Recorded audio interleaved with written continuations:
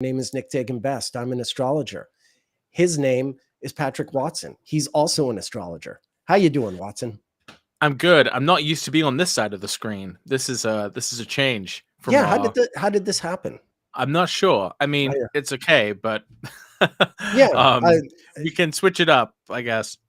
Yeah, I don't know what's happening. I have a question, which is why is it that even though I know I check my camera is shooting in high, in HD, when it gets reposted in clips, either on the Astrology podcast or another little clips that Beth's been doing, my camera looks all fuzzy and out of focus. So that's something I don't really understand why that's happening. Is it because my lighting isn't that bad? And anyway, it shows up on other sort of formats. So well, I don't know. I don't know. Yeah, I don't know. I'll have to check with that. So just for anyone watching, my wife Beth, you may have seen her post on Twitter. She has very graciously decided to help us a little bit here with like our timestamps, and so you will notice on my YouTube channel where the past streams have gone. You'll see that the descriptions have been sort of updated with timestamps, and with pretty new thumbnails, and so things are sort of developing in that way, trying to kind of make some of these streams sort of more accessible. So thank you very much to Beth for doing that. Indeed. And, we are sort of getting our ducks in a row, so to speak. We're outgrowing our sort of informal newbie informal kind of casual thing, and we're getting a little more organized and stratified. Mm-hmm. So yes, and my complaint was not with Beth or with Chris. Yeah, I'm wondering aloud. The problem must be on my end. That somehow, even though I think I'm looking into a very clear video picture, when the video gets re-edited, it looks like I'm in, Bin Laden's cave or something. Anyway, I'll have to figure that out. But so which Nick, I promise you, I've never been. Speaking of promises, you promised last week that we would talk a little bit about the Thin Bowie's White Duke, the return of the Thin White Duke. I mainly had this one little point to make, which was about the transit of Neptune in Sagittarius. We don't have a time chart for Bowie. We have some ideas, and I'm going to sort of show you some of the options. But yes, let's look at that. Just a moment here. Okay. Sharing the screen, hide that. Open this up. All right. So come to think of it, don't. Here we are, David Bowie. Some of these, it might be a 9:15 birth time, 9:30, this is an 11 p.m. This is a totally different one with Libra rising. And then the 9 a.m. Brixton one, which at one point was quoted from his parents in a biography. Now, we're not going to sort of contrast and compare these times. I just wanted to make a really simple point, something that's true regardless of what time Bowie is born. I'm just going to use this 9 a.m. chart as a sort of default, just to illustrate what we have here. So if he was born at 9 a.m., you would have Venus in Sagittarius on the midheaven, and you would have a 3-degree Aquarius rising with the moon in Leo right on the descendant.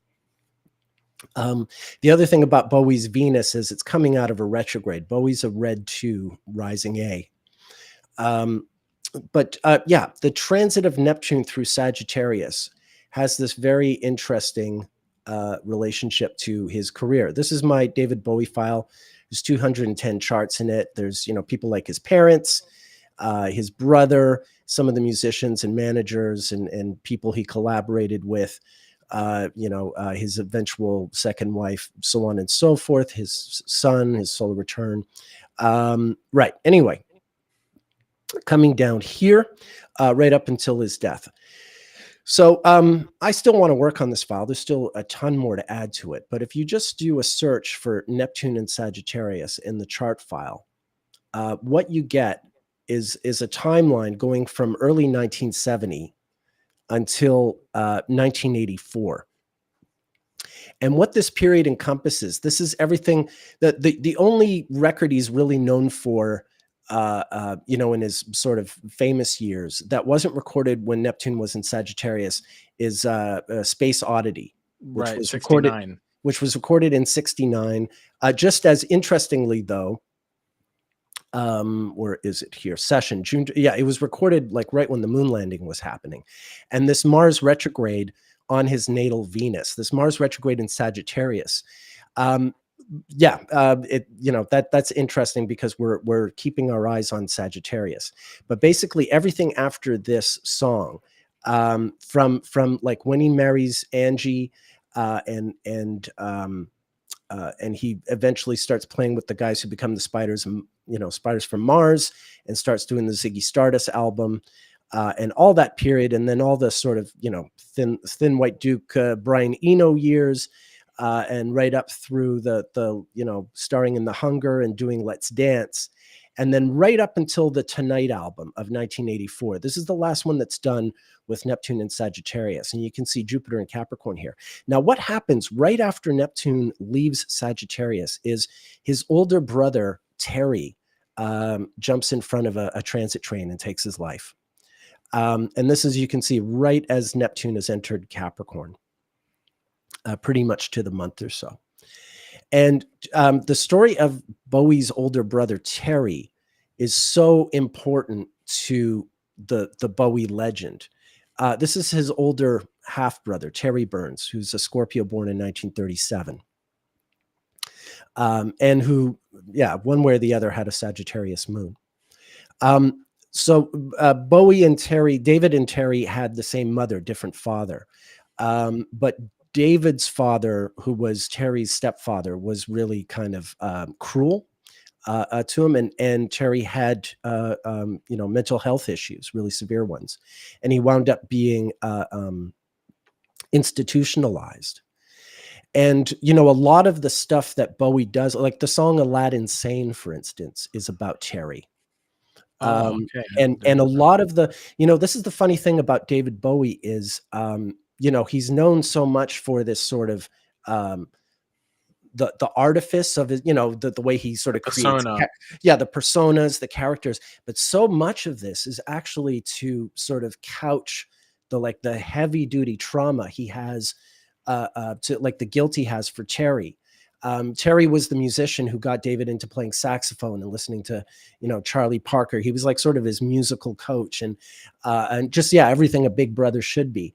And then, to see sort of Terry fall by the wayside, there's like so much in Bowie's 70s material, particularly, that sort of couched reference to Terry. Aladdin Sane is the most overt one.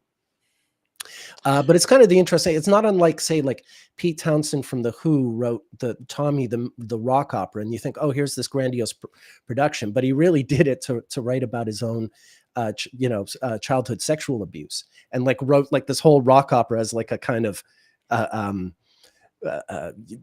wall to protect himself from exposing something this painful and real and traumatic. And I think you get something very similar with Bowie. And it's just ironic to me that, Terry sort of takes his life right as Bowie's, like, because that Tonight album was like the first kind of, it wasn't entirely a flop. There was a hit single, but it was like the first one where like that sort of that magic that he had had all through the 70s into the early 80s 80s. were not kind to Bowie. No, exactly. And that Tonight album is just like the first, like, it was successful enough, but it was definitely a drop from Let's Dance. And this was after a 12 years of solid streak, of not a wrong note kind of thing, and constantly being ahead of the curve. And ironically, in the 80s, when every other recording artist is a Bowie clone of some kind, I just find that Neptune and Capricorn era really, really interesting. For the way he sort of, that's his fall. And then when Neptune goes into Aquarius, that's when he really starts to sort of find, it has a comeback and starts to find himself, it's the 97 anniversary concert and all this stuff. And he takes it from there. So I do find, and because it's Sagittarius, if that Aquarius birth time is right, so you can just imagine the Neptune transit over that Venus on the midheaven, if it's a 9 a.m. chart. His emergence as that Stardust, is Ziggy you know. Stardust right there. Yeah. And that's so perfect too. You know, we've talked in a previous stream about how Uranus is like innovations in music, but like Neptune is like kind of mainstream trends. And so we sort of contrasted how in the 70s Uranus was in Scorpio, which seems to embody like the punk archetype, whereas Neptune in Sagittarius is more like funk and disco. And I think we can include glam and glam rock into absolutely. that, you know, and Absolutely. that's suddenly, you know, it has this sort of idea of I don't know, the idea. I'm not a great I'm not like a music historian or anything, but like you have this he sort of embodied this kind of idea of like of freedom, the sort of Sagittarian ideal of I mean, funky freedom. yeah. And I mean, coming out as gay when he's not actually sort of technically gay, you know, also kind of an interesting Venus there as well. right. Exactly. And he even brought sort of this, well, I don't know how much of this is necessarily only Neptune, but you know, he's widely regarded as being kind of a forerunner of this sort of popularization of like a more androgynous sort of look, you know. Sure. So that's really but you're right about the mainstream, because I mean, from Ziggy Stardust you wouldn't have ABBA not in the clothes that they wound up wearing. Like if you ever look, especially like really early ABBA, they're kind of trying to be, you know, Ziggy Stardust and the Spiders from Mars, and like what they're wearing and stuff, like not the makeup and stuff, but it just like, you know, it sort of spanned out from there. And then of course you'll get Alice Cooper, which will turn to Kiss, and it just, you know, sort of spirals from there. Next thing you know, it's Kiss meets the Phantom and everything's coming apart. Yeah. So anyway, that was the main thing. I think it was just the conversation about Neptune transiting through the signs that, and I remembered like looking at Bowie in that one sort of context and how interesting it is. No, absolutely. And I think you have a great point that it would make a lot of sense if his midheaven was, say, in Sagittarius, and if Sagittarius were his 11th with Venus in there, because it would reflect why the Neptune in Sagittarius era would be this kind of more marvelous sort of era of his music, where he is embodying this kind of he's really riding that wave of, you know, of it's not a 10th house career, it's an 11th house career, because he's got these, I mean, he's literally got these, you know, followers all over whose lives are completely changed. They come out of the closet, they change the way they dress, you know. I mean, it really like it sparks so much. You won't, you're not going to have punk, goth, romantic, anything. The 80s would have been more plaid and flip haircuts, if you know, like So then Neptune enters into Capricorn, which would be his 12th house. And as you noted, like that coincided with really like the end of the party. Like such a sobering event in his personal life also seemed to correspond with, you know, this old style somehow starting to feel a little out of touch. You know, that the hair bands start looking a little more aged, you know. And so it's a new kind of Capricornian sort of ethos comes in, where like it's about reflecting kind of the reality society. I feel like that's really interesting too, that, you know, Neptune and Capricorn, you know, its emergence into Capricorn in the early 80s seems to coincide with the beginning of the crack epidemic, and we know how like hip hop was really influenced by that, and that's all about, you know, sort of grim realities of life, and especially for the hardest hit in society. That's really what Saturn, as the ruler of Capricorn, would seem to kind of bring, this sort of earthy, like and you know, sobering kind of reality. So it's a real I feel like the switches from Scorpio to Sag and from Sag to Cap, those are some of the most dramatic changes in quality of the weather, as it were, when the planets go through those signs, because it's such a dramatic change from like a Mars ruled sign to a Jupiter ruled sign to a Saturn ruled sign. So you really get a sense when the planet moves from Sagittarius into Capricorn, it's like the end of the party. You even kind of get that every year when the moon moves out of when the sun moves out of Sagittarius into Capricorn. Right. You know, Yeah. December is like this like fun time where you can preparing for the holidays, and then like the holidays happen and it's kind of like a letdown, and you're in that bleak part of the year where Yeah. you know I mean, that's the whole reason. That's the whole reason you had that solstice celebration in the first right. place. It's like, you Yeah. know, okay, now we just wait for the sun to come back. Right. The other thing that strikes me though, so Neptune goes into Capricorn, and while he doesn't really sort of come back fully until Neptune goes into Aquarius, the period when Uranus goes into Capricorn in the late 80s is when he starts the Tin Machine Band, which is really kind of like this is a new sort of uh, um, you know, like who's he trying to kid? He's been a solo artist for 2 decades at that point, and suddenly, like, yeah, I'm in a band, you know. Um, they're you know, not a bad band by any stretch, a band I would have been into, and it was a chance on that tour to like see him in a smaller club. The first time I saw him live was uh, uh, barely 2 months before you were born. On the Never Let Me Down tour, which was kind of like I mean, I was grateful to finally see him, but I'd really missed my chance in '83, alas. I see. Yes. So So yeah, then Neptune, go ahead. yeah, Uranus and Capricorn, he starts Tin Machine, and really like he's influenced by the Pixies. He's influenced by everything that's happened. I mean, he was always really good at that. It's sort of like looking at what's happening and what's the best stuff, you know, being played. And that sort of, you know, gives him a couple of years of being like an underground artist, you know, as he'd like to be. And that's when he gets married in April of '92 at the exact Uranus Neptune conjunction in Capricorn. Did that happen close to his sun in Capricorn? Somewhat here. I can't remember the degree of his sun. It's fairly close, but no, his sun is a little bit earlier, I believe. So it is interesting that he went from being kind of like, yeah, like having this sort of mainstream popularity to suddenly kind of being, yeah, underground again. yeah, which I think in his own way he really liked, you know. Right. Oops. Okay, here we are. Yeah, it is. It is very, very close to a sun Mars. That's right. I'd forgotten. Wow. Yeah. So yeah, there you go. That's really fascinating. Yeah. And that's interesting too. Just if you're correct that he's Aquarius rising, then the sun would be the ruler of the seventh house. So he received this like once in a lifetime, once in a century, you know, type of conjunction to his ruler of the seventh house, and he marries a supermodel. Right. Yeah. Yeah. You know. Yeah.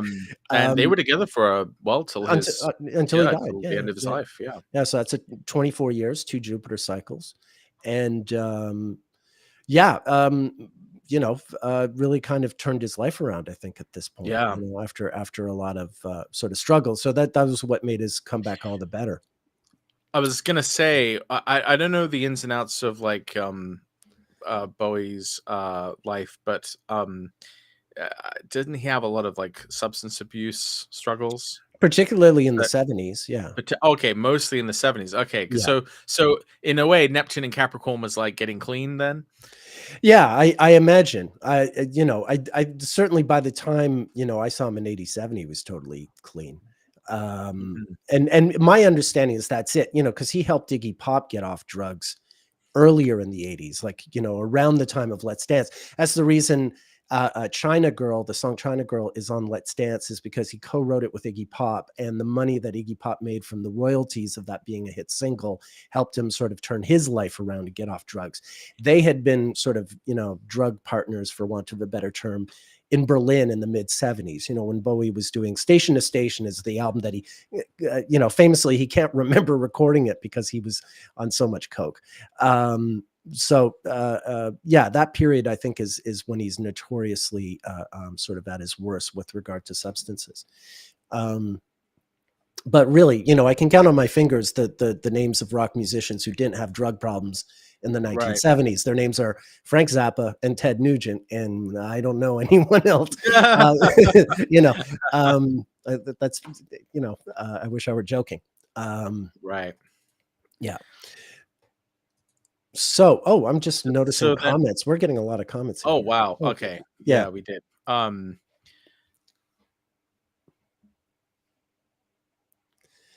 Okay, so a testicular ultrasound, yeah, that's a Sun Mars cazimi. I get that. Yeah, hope everything's all well and good with your boys.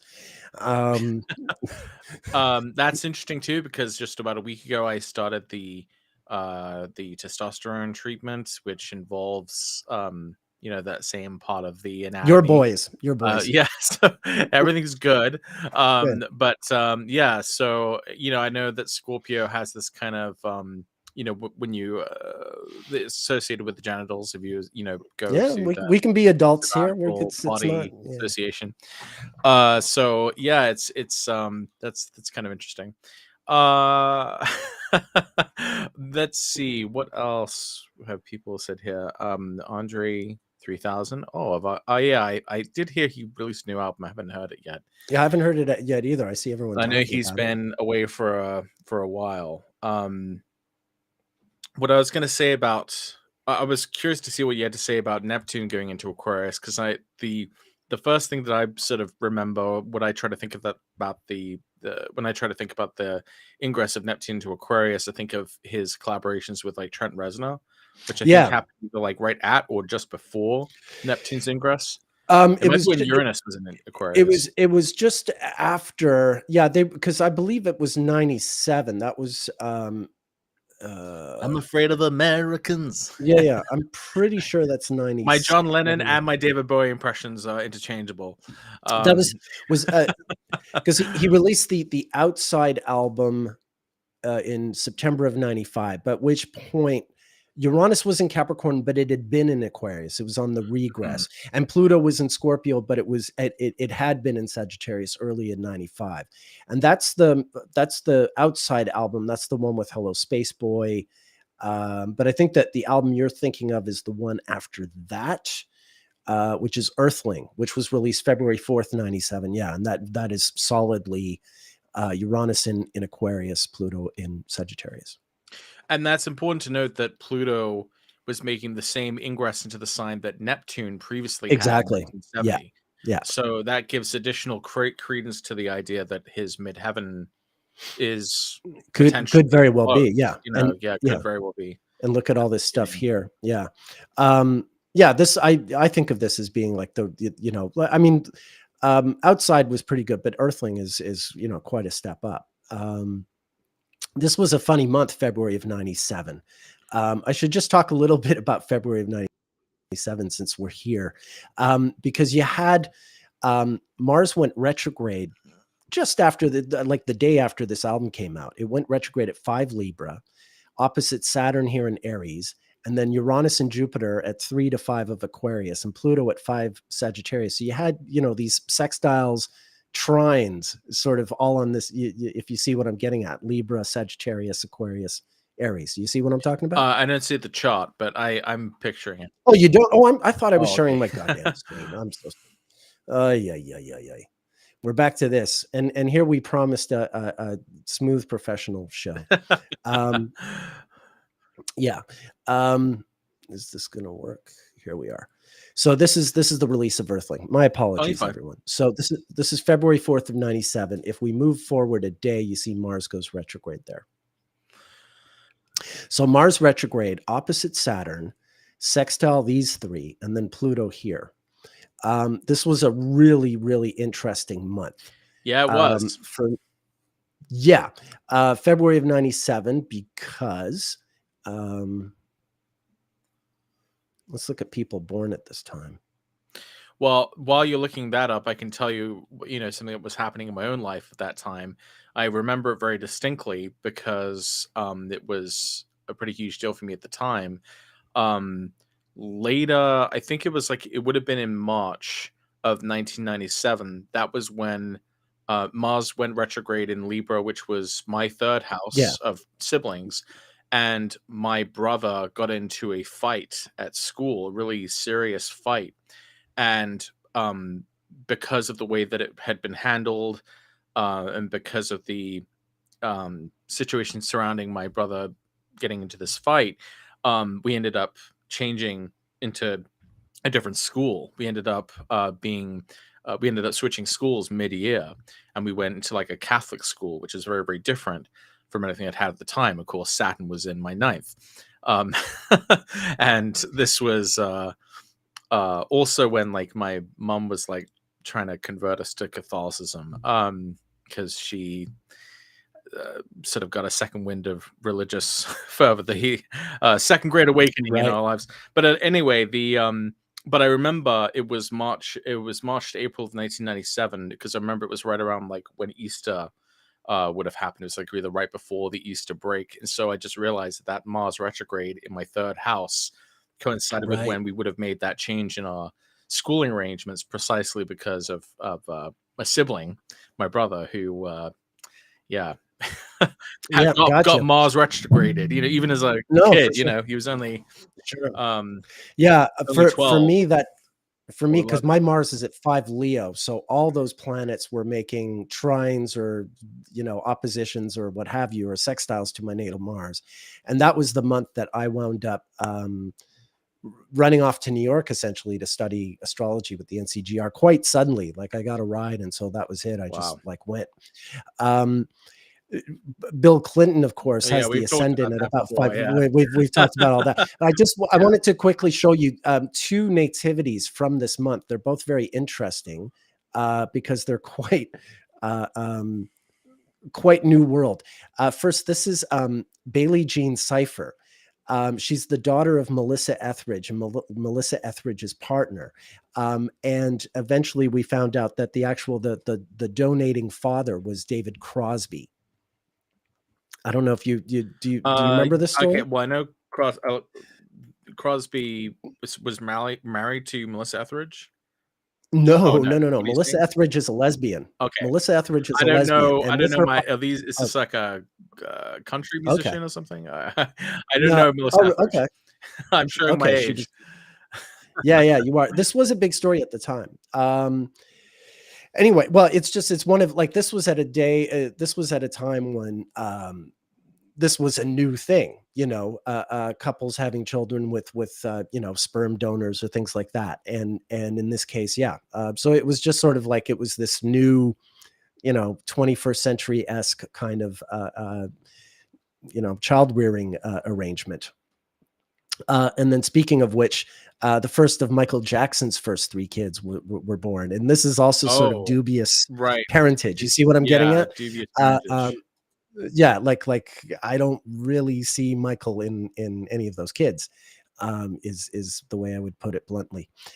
So yeah, I just no judgment. It's just this is it was a really interesting and unusual configuration of planets, and it's interesting that the kind of human beings that are ushered into the world at that time. That's fascinating. Um, I'll have to learn more about those people. Okay. Yeah. Okay. Yeah. Melissa Etheridge. Do you know who David Crosby is? Yes. Surely? Yeah. I know Yes. David Okay. Crosby. Yeah. All That's right. why I was Melissa confused. Etheridge was huge, huge sort of singer songwriter Okay. in the late 80s, early 90s. Yeah. All right. What? Oh, so you didn't get to the good part though about Bowie's transits, or at least what I thought you were going towards, because I thought even his like latest, his very last album, I Oh yeah, thought, yeah. was pretty Yeah. fascinating. Yeah. Yeah. I mean, originally I was just going to show that Neptune, but by all means, since we've sort of gone through a good part of his professional life, let's not just leave it there. Just a moment here. I'm going to reopen it.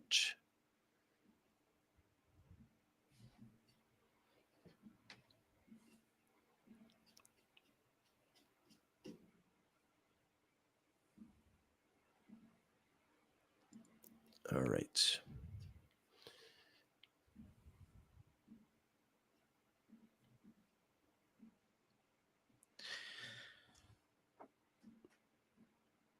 Yeah. So this was him leaving us, and his last album, Blackstar, just the day before, right? I don't know how close it was to his death, but It yeah, it was was very, very within close. days. Within days, yeah. So what kind of blows my mind about this is that the name of the album is Blackstar. Yeah.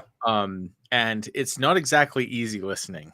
You know? I felt very much like it was kind of sort of cryptic, and seemingly had enigmas to crack if you wanted Mhm. to, go into it. It felt like it was almost like his sort of musical lost will and testament or something. Right. Almost like Bach's Kunstfuge or something, like where he sort of leaves a message there or something. But I also think it's just so wild that he named it Blackstar, given where Pluto is Yeah. located at the time of the release of this album, and the fact that it was his passing.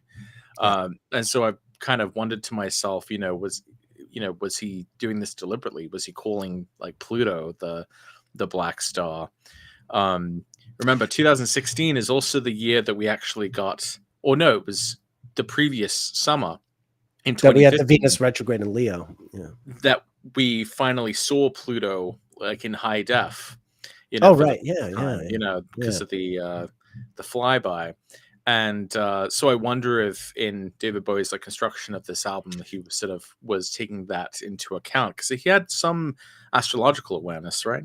Yeah, oh yeah, and think about it. His Space Oddity was absolutely written with the moon landing in Oh mind. yeah. And it's not his very first album, but it's kind of like the first album of the David Bowie we know. Like there is He's the well, I always think of it as like breakthrough single, sure, yeah, yeah, yeah. and it's so interesting that it represents that it's become so associated with the moon landing, where humanity sort of broke the surly bonds of Earth, right? Right. Because the very next thing he does is comes back from space as an alien, right? Yeah. Ziggy Stardust. So it's Sure. like he And was kind of And yeah. his father died like just after, like in this, I think in the summer of 69. I have the chart in the file, but it's like that Mars, remember Mars is retrograde here. It's right on his Venus rather, and possibly his midheaven when he records Space Oddity. And it's sort of rushed release to be, connected to the moon landing, which is part of the reason it gets some sort of media attention. But also his father dies right around that time, which I find interesting. Right. Um, the, Also kind of well, sorry, go ahead. Oh, I was just going to point out, if Aquarius is his rising sign, he would have been, he had just turned 69 when he died, which means he had just gone into a Scorpio perfection year 2 days earlier. And look at where Mars is relative to this stuff. I find it interesting because he's got the rare Sun Mars conjunction in Capricorn, which is something that only happens every 32 years. So he had it in 1979 and in 2011 were his recurrence transits. So I think the 1979 one is like Lodger, the Lodger album. Wow. But keep in mind, this is a guy who, nearly lost sight in one of his eyes because of an accident. For starters. Yeah. Very, very literal. Yeah. I also think of Iman, because he got married to her when Uranus and Neptune were conjunct his Right. sun, and then their time together ends, as With Pluto coming there. Yeah. his son, the ruler of the seventh house, and he even has Pluto in the seventh as well. So it's kind of there's a lot of ways it works. It does all make a lot of sense. It does all make a lot of sense.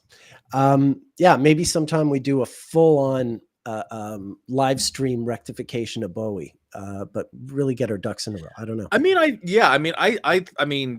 I've seen some of these examples before, and I think that I would certainly be drawn, towards seeing Aquarius as the right rising sign, because of the things, are kind of matching up the way I would hope that they would. Yeah. And quite impressively. So yeah, it's not like it's a Cancer rising or something.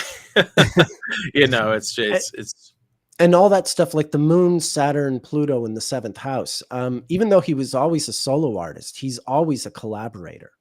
Right. There's nothing, nowhere is he really just like a guy who like, went into a studio by himself and crafted something. Like he is the visionary, obviously. He's the senior partner in any partnership.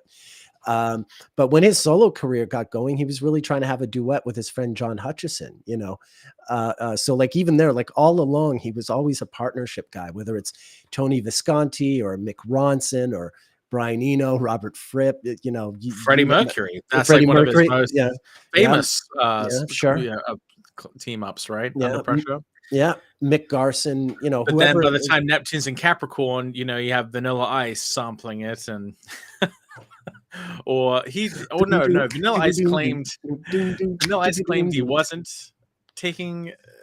But He it was totally I mean, under obviously pressure. I it mean, you was. can say Yeah, you can say it's not, but like, I'm it sorry. absolutely was. Yeah, Yeah. ah, Vanilla Ice.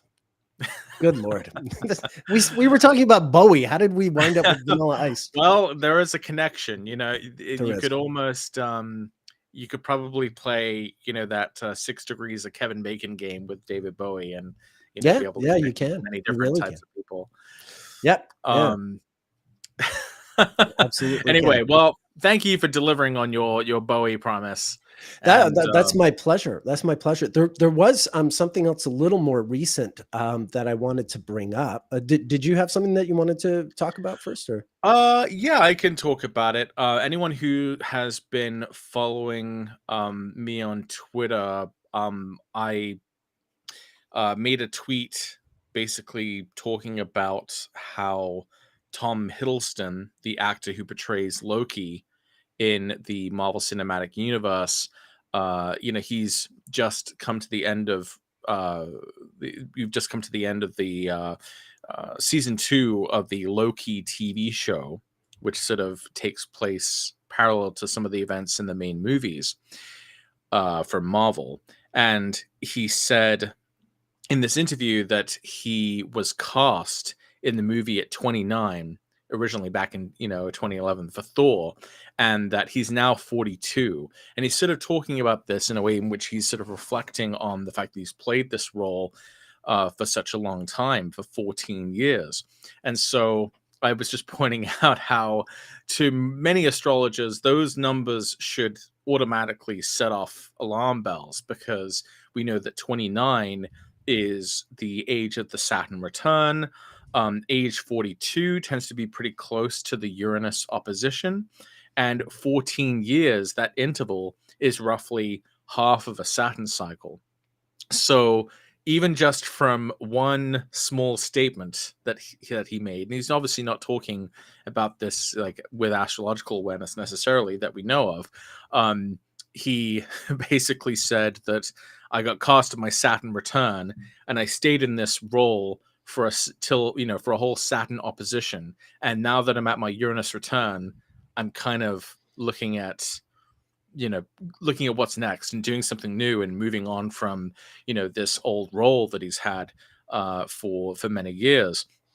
And so I just thought it was such an interesting and sort of straightforward pattern of connections that astrologers can draw from a very simple statement. I think that's probably one of my favorite things, is when like non-astrological people unwittingly, inadvertently, say things that have such a clear astrological significance, but they're not even aware of it themselves.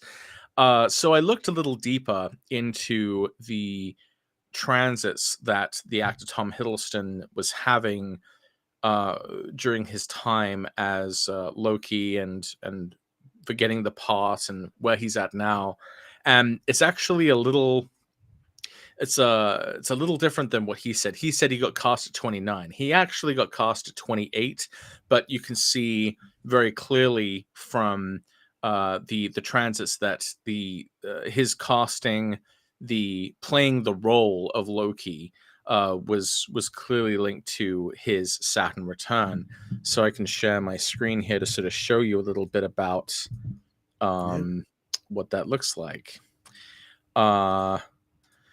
So we don't have a birth time for Tom Hiddleston.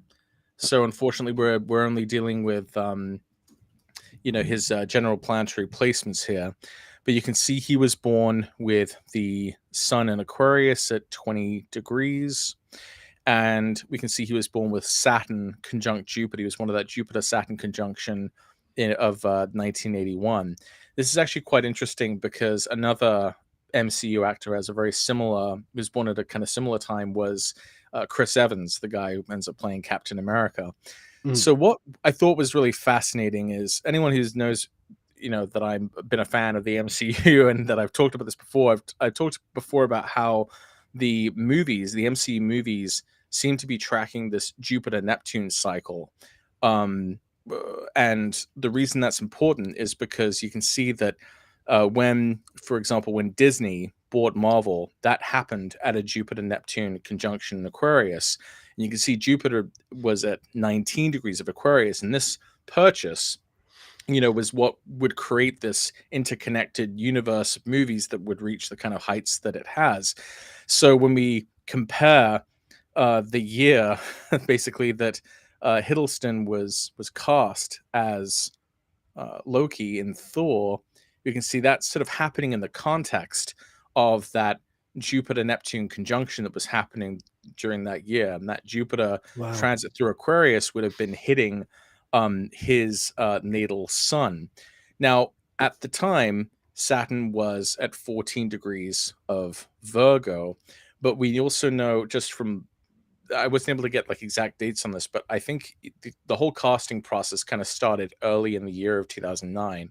So this was sort of happening while Saturn was in these sort of earlier degrees of Virgo, and that should raise alarm bells, because we know Saturn right now is traversing the early degrees of Pisces. So this is the way in which it's actually a Saturn opposition. It's not a Saturn opposition in terms of his natal Saturn, but it is a Saturn opposition from the hiring. From the start of the job, basically. And this is really interesting too when you consider Hiddleston opposite Chris Hemsworth, the guy who ends up playing Thor, because you'll notice that Tom Hiddleston was born with a sun in Aquarius, while Chris Hemsworth was born with a sun in Leo, which is so hilarious because if you've seen the movies, they have this fantastic rapport where Chris Hemsworth, frenemy brothers. Yeah, well, they're a perfect opposite, kind of pairing, where Loki is this sort of cold, calculating trickster, villainous, trickster at times, whereas Thor is kind of this more classical hero, and kind of good time himbo. Right. Well, but he's also sort of like, noble as much as Thor is, sure, naive in the way that good and noble people are, because he doesn't, think like Loki. Sure. So they kind of joined the great, there have been several pairings that people really enjoy, where we have these sort of suns in Leos versus suns in Aquarius. I think Gillian Anderson is sun in Leo. And David Duchovny. No, they're both Leos. No, they're both Leos with like moon in Aquarius or something. Right. Yeah. But I've written before about how you can almost boil down a lot of stories to this idea of like the sun figures versus Saturnian figures, or sun in Leo versus sun in Aquarius. So here it's very kind of literal, that Chris Hemsworth, Chris Hemsworth is really the perfect person astrologically to play someone like the god of thunder. He's born with the sun in Leo in a trine by sign to Jupiter conjunct Uranus. That's pretty good for playing the god of thunder. That's not a time chart. It's not a time chart. No. Don't pay attention to the time. Yeah. But the important thing you should know, though, for this is their casting was announced roughly at the same time, and so you can see that Hemsworth's chart was also kind of locked into that Jupiter Neptune conjunction, which would be happening over the course of that year, where Jupiter would be not only conjunct Hiddleston's sun, but would also be opposite Hemsworth's sun in Leo as well. Right. So then that kind of takes us to today. Well, not really today, but like when, say, the final episode and what looks to be, I won't give any spoilers, but I haven't seen it yet, so don't you dare. Yeah, that what could almost be the season finale, not just what could almost be a series finale, not just a season finale. We can see that Saturn is in the early degrees of Pisces, and so we know that Saturn is going to be moving past the exact degrees of where it was when Hiddleston was preparing to take on this role. So this is the way in which the 14-year Saturn opposition really plays out. It's not from his natal Saturn, it's from the time he got the role to when, you know, he seems to be potentially exiting out of it. I mean, it's not like completely a foregone, you know, he could potentially come back, you know, it's we'll never know. But I mean, from an astrological point of view, this definitely looks like a significant you know, Oh yeah. turning point, Oh, you know, absolutely. where he is, Absolutely. because remember, he's also age 42. So we know this is close to the Uranus opposition, and that often does end up being kind of a breakthrough or breakdown, or just where someone kind of needs something new. So he hasn't Yeah. had the Uranus opposition to the exact degree yet. But Hey, we also, at 42, he's going to have it. At yeah, 42, at some yeah. point, he's going to have it. Yeah, the Uranus half return, which also sort of winds up being the, you know, the sort of Saturn return and a half, if you will. Mhm. But it's sort of the counter Saturn return, that period at 42. It's the midlife crisis. The, you know, the Uranus half return is about wanting to sort of reconnect with your true self, the, like, who you were as a teenager, when you had your idealism, you had your values, you had a personality. Life hadn't sort of, you know, cut you at the knees yet. And there's a kind of resurgence in that, like a renewed adolescence in a way. You know, you want to do what you want to do, depending on how strong Uranus is in the chart. Well, and that's actually a really interesting counterpoint to bring up, because we know that probably one of the most famous examples of a Uranus opposition is Robert Downey Jr., who was cast at his Uranus opposition. Um, can you see that? Yeah, yeah, Yeah. Yeah. So, you know, obviously before Robert Downey Jr. had been cast as Iron Man, uh, he was really having a lot of struggles in his life with substance abuse, even oh, serving time in jail and yeah. or And yet prison. always making, always performing really well in movies. Like Yeah. even when he was not in a good movie, he was great in it. Even like Yeah. when He his was life, always the best part of a bad movie. Yeah. yeah, his life was a mess, and we were always marveling. It's like, but he was really good in that movie. How is he like on trial now? You know, it was kind of bewildering. Yeah. But it went on for So, quite a while. I have in right. my file, I have the chart for all his arrests and everything. And it's an interesting thing to follow astrologically. But obviously, that the greatest part of the story is how he really, you know, turned all that around It's in a the well, huge way. it's the ultimate comeback story, you Yeah, know. yeah, I yeah. mean, come back and then some. Like, And then you know, some. I mean, Yeah. you know, not just you know, getting clean and you know, getting out of prison, but you know, literally becoming, you know, the highest The paid biggest actor movie star. Yeah. your entire the Yeah. industry. So yeah, I mean, I always think of him when I think of the possibilities of a Uranus return, that sometimes they can be, you know, truly amazing and life Yeah. changing.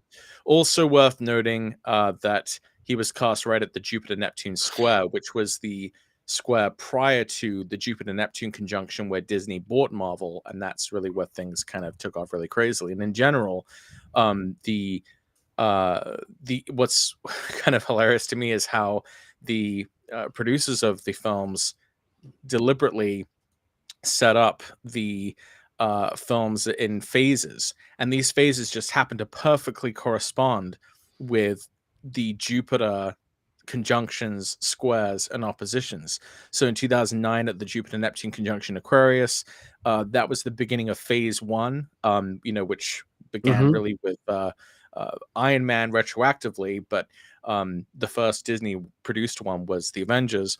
And then phase two began um, after the Avengers was released, which was at the Jupiter Neptune Square.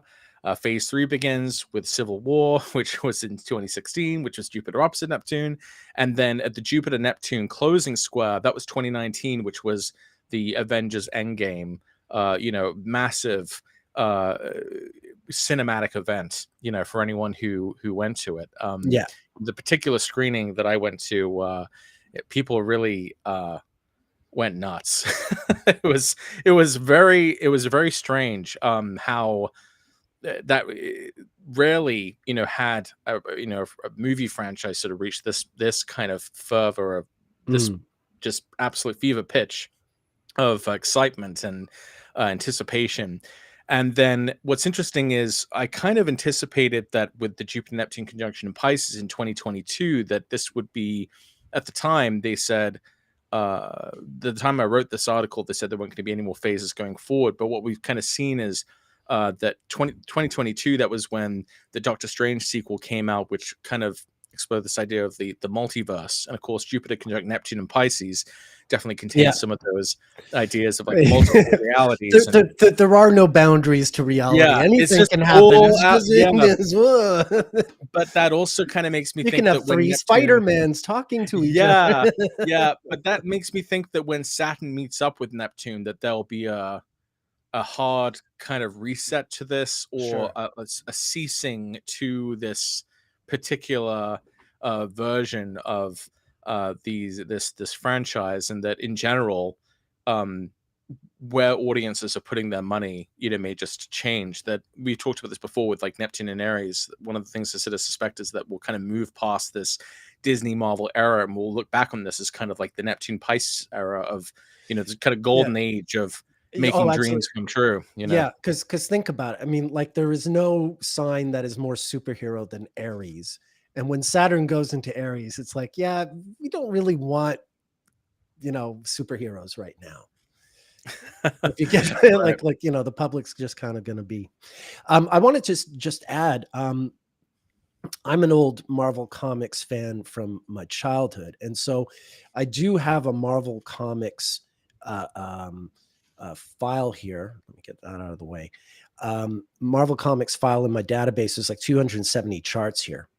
Some of the key figures, and then all these sort of important issues. Not every issue of every comic. It looks like it's mostly Avengers, X-Men, things like. But I made this file like 20 years ago. You can see I stopped in 2004 with the second Spider-Man movie. Like, this is something I made ages ago. And this is true for a lot of things in my database. Like, I would do some work and then I would sort of move on and do something else, and everything needs to be sort of developed further and what have you. But this is a good start here at this many charts. And I just wanted to show you, speaking of Jupiter Neptune, Stan Lee has a Jupiter Neptune square. That, in fact, that's the same Jupiter Neptune square that Disney was founded under. Right. So, yes, you're right. 1922. So they have the so when that Jupiter Neptune conjunction came about in 2009, that was when they kind of merged together. Right. Which is interesting too, because that happened at the Neptune opposition of Stan Lee's natal chart and of Disney's. Yep. So you had this kind of great merging of these I guess imagination studios, enterprises, etc. Indeed. Fascinating stuff. Absolutely fascinating. We've talked about Greta Gerwig and the Barbie cycle. We talked about it here. I talked about it with Chris on the Astrology podcast. We've covered that a fair amount. I wanted to talk about something that happened this week. Speaking of Chris and the Astrology podcast, I was talking to him this morning, and he mentioned to me, I'd seen that the news article, Sam Altman was fired from OpenAI. Oh, yeah. And I actually joked. I'm like, gee, do you think it's because Patrick has been teaching OpenAI the ephemeris? Like, yeah, it's my fault. Sorry, guys. Yeah, it's Patrick. Patrick, have you triggered the robot apocalypse by teaching the ephemeris to OpenAI? Did you get Sam fired? See, I'm the problem, because it's allowing people who shouldn't be able to do things that they couldn't do. That's we can't have that. Right. But I don't really know. I mean, from everything I've read about this development, it seems very unclear about what the issue they're apparently already asking him back. But I just wanted to show you, because when Chris told me this, I immediately, we don't have a time for Sam, but we do have a birthday. And I was looking at his chart earlier this year, and it is very striking. This is his chart. We don't have a time. And then these are his transits when he got fired. Boom. Right. Let me just change the wheel style here. since it's not a time chart. So yeah, Mars is on his Saturn opposite his natal Mars. And obviously like his moon is probably, either late Taurus or early Gemini. Uranus is fairly close here. But also he's got this Sun Pluto opposition, and look at where Pluto is headed, right? Transiting Pluto is going to make a T-square to this natal Sun Pluto opposition. But the main thing is, the minute I saw this Mars on his Saturn, I'm like, well, this doesn't look bad at all. If anything, this looks like a good thing. And it looks like they already want to sort of bring him back or something. But typically a Mars transit to Saturn, even if the chart is diurnal, is usually a favorable transit for the native. Like it really has to be pretty severe for it not to be. Certainly if this transit does wind up being terrible for him, we can probably conclude he's a diurnal chart. But like I'm saying, I don't think people would say getting fired is a great thing though. No, but it can be if it's sort of, if it winds up being sort of some strategic feather in his cap. You don't know what's going on behind the scenes. Like, no, you're absolutely right. Getting fired is not a good thing, objectively speaking. But maybe since they're already trying to get him back, maybe there's some leverage that he has that we don't understand. Right. I mean, the way I can understand Mars conjoining Saturn as a positive transit is that if Saturn is your inclination towards caution or fear, or inertial forces, then Mars would seem to be like a drill sergeant, kind of poking you and prodding you to get up and go, despite your reservations. So I think, Mars conjunct Saturn can be an encouraging transit to act despite when you have reservations or fears. But Mars opposite Mars, I would tend to not see terribly. That is typically, yes, Mars opposite Mars is more worrisome. But all things being considered, I mean, he's always got this Saturn Mars opposition. All things being considered, somehow I think this works out for him, most likely. Well, I mean, it's possible. It's possible that Jupiter will station direct at 5 degrees Taurus, which is pretty close to his sun. It's hard to know exactly what way this would hit him because it's an untimed chart, but we also know this probably ties into like the recent eclipses because the last lunar eclipse would have happened at 5 degrees Taurus, and that's also really close to his natal sun. And we can see he was born just after. Just before. He's born 2 weeks before a total lunar eclipse. Yeah. Oh, okay. So I guess it would have been too far for him to be born. Yeah, I have the eclipses here. You can see the ones that and because we talked about this in an earlier live stream where we kind of compared the natal charts of Sam Altman and Mark Zuckerberg. That's right. They have very similar charts in some ways. In a way, yeah. Mark is a year older with the Mars retrograde. That's Marvel Comics. Never mind. I was going to pull up the other thing, but anyway. That's I just since I mostly wanted to needle you about your amazing progress with OpenAI and how you're bringing down an empire. Oh yeah, no, I doubt it. But I think I kind of get the impression from everything that I've seen Sam Altman say is I kind of get the impression that he is more of an advocate for being more safe with it. And so I wonder if there's potential divisions behind the scenes over like whether to go forward with things or whether to hold back. I mean, it's impossible to know what's really going on. I think from our perspective, at least, it's just very remarkable that this kind of Sun Mars transit would light up his chart so much, and that you'd have this kind of extreme event happen that we don't quite know what the exact outcome of it will be. But every ending is a beginning. So this is any kind of Sun Mars or any kind of conjunction with the sun is going to represent some sort of end of one chapter and the beginning of another one. Pardon me. So this is Sam Altman's post-firing era, whether he returns to OpenAI or not. Yeah. Anyway, I mean, even Steve Jobs was fired from Apple, you know. Exactly. Yeah. I mean, but that took 12 years to come back. I don't think Right. Sam's going to be away for 12. It looks like they're already trying to get him back. So who knows what the hell is going on? Yeah. It'll be, knowing that his Sun Pluto opposition is squared by Pluto entering Aquarius. We already, we know that there's a couple more ingresses, and so I would assume he is still very much a part of that ingress story. Well, what happens next summer? Next July 22nd, we get the first Sun in Leo opposite Pluto in Aquarius transit.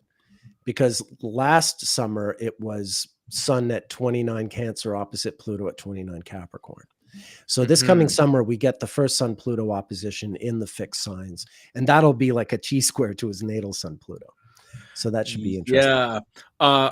I'm also a little nervous about the end of next year because we had those crazy Canadian forest fires when Mars Canadians. When Mars was in Leo opposite Pluto and Aquarius. That was like this extreme fire event. Yeah. And you know what happens at the end of next year, don't you? Oh, yes. Mars goes retrograde opposite Pluto. Yeah, exactly. So we get a retrograde Mars opposite Pluto. Although in December, I promise you, Quebec is not going to catch fire in December. Well, I mean, it could, but not forest fire, Right. Like, no. Right. I mean, the world will be well and truly screwed if Quebec's having forest fires in December, January. I can assure you as a native, that's super, super unlikely. Right. Yeah. No, that would obviously, just thinking about the season, but I still wonder how, those, given that it was a Mars Pluto interaction. No, you're right. Yeah. There's something else. Yeah. Some other kind of contamination of the air potentially with Mars in retrograde in Leo. Also worth noting that is happening in our first house. Since we're both Leo risings, but but I mean, being a Leo rising means you always have Mars go retrograde in your first house every 15 to 17 years. It's you're the most used to it, whether you like it or not. It's not like those poor Aquarian risings who, they go through their whole lives and then 2018 comes around. What the hell was that? Right. So the last time Mars went retrograde in Leo would be December of 2009 into early 2010. Right. And the most notable thing that I remember seeing in that time is like right around the retrograde station, Mars went retrograde. I believe it was on the degree of Obama's sun. And he said that that was when he made the decision to escalate the war in Afghanistan. Which we talked before about how Mars retrogrades tend to be bad times for Goliath to go after David. And and so that's sort of what's ended up being the case, that the war thankfully is over. But well, there are other problems now too, but at least, the American presence is out of that. You're reminding me it was 14 years ago, 2 days ago, that I had a fire in my apartment as that Mars was getting ready to go retrograde in Leo, and my apartment building. And the neighbor below me was a hoarder and fell asleep with a cigarette and lit all these newspapers on fire. The guy whose apartment was next to mine, his apartment was totally trashed. My apartment miraculously was basically okay. The firemen moved my TV so they could bash a hole in the wall to get into my neighbor's apartment. But it was crazy standing outside in an alleyway and watching, flames engulf the building I was living in. So that was a pretty intense Mars retrograde transit. Wow.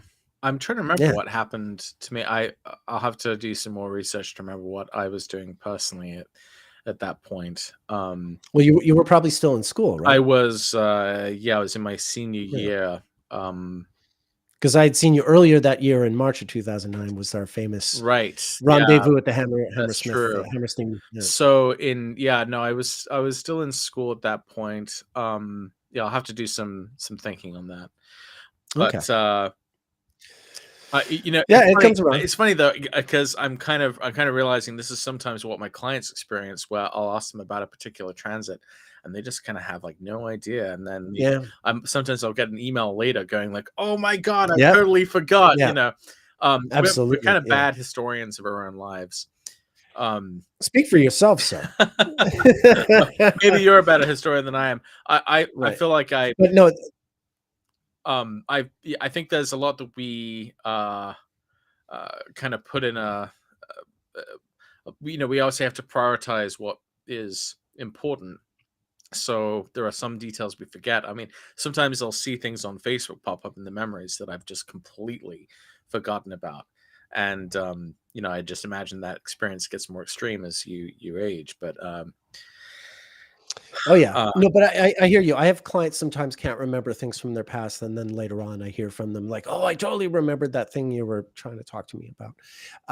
Yeah, that's why it's great that, it in our day and age, clients get a recording that they can review and sort of really take in everything that we cover in an hour, because it's a lot of information, and it's a lot to expect someone to just sort of remember everything that's said in that time. So right. yeah, it helps a lot. Another major Mars signature I think it's quite interesting that there's been so many earthquakes. Now I Yeah. realize that obviously like earthquakes are like a geophysical thing. On the other hand, the late Robert Blaschke, the reason I was thinking about him is because I know I think Revelor Press is going to be re-releasing some of his books, and actually, Rob Blaschke was kind enough to send while he was still alive. He sent me a copy of one of his books, and left a message in there saying like, "To my favorite, astrologer of the new generation," um, which I thought was always kind of funny. Yeah, he was a good guy. I miss him. Yeah, and um, he kind of took like recurrence transits and sort of took them a step further by kind of looking into the exact chart of that moment for a given location. I don't know how much I really buy that, but it is an approach you can follow, and he seemed to have some success with that. But I remember he said a long time ago, and he wrote this, maybe I just remember this from like all MySpace days, but he said something about how the timing of earthquakes. He said a common pattern to like earthquakes was when the sun and Mars were in square opposition or conjunct configurations, and similarly with Venus. He said when Venus was conjunct the sun while square Mars, he said that seemed to kind of amplify the possibility of earthquakes. So in this case, we just have a Sun Mars conjunction that happens to be a very, very close one. So, I mean, I would probably want to statistically sort of verify that. Yeah, I mean, I think Um, I think I pulled out some earthquake charts the other week, didn't I? yeah, Yeah, and it's hard to find like just a signature. I think that yeah. signifies them. Although I did get an email reminding me that, or pointing out to me that I had entered the wrong date for I was off by one day. It wasn't terribly Mhm. critical, but I appreciate it when keen-eyed viewers see errors in data, because I'm trying to keep a clean house. Yeah, the earthquakes definitely, there does seem to be a lot of activity all at once, right? I mean, newsworthy activity. It's something that I think about more when I'm in Vancouver, because we're right here in a zone. On Uh, the Ring of uh, Fire.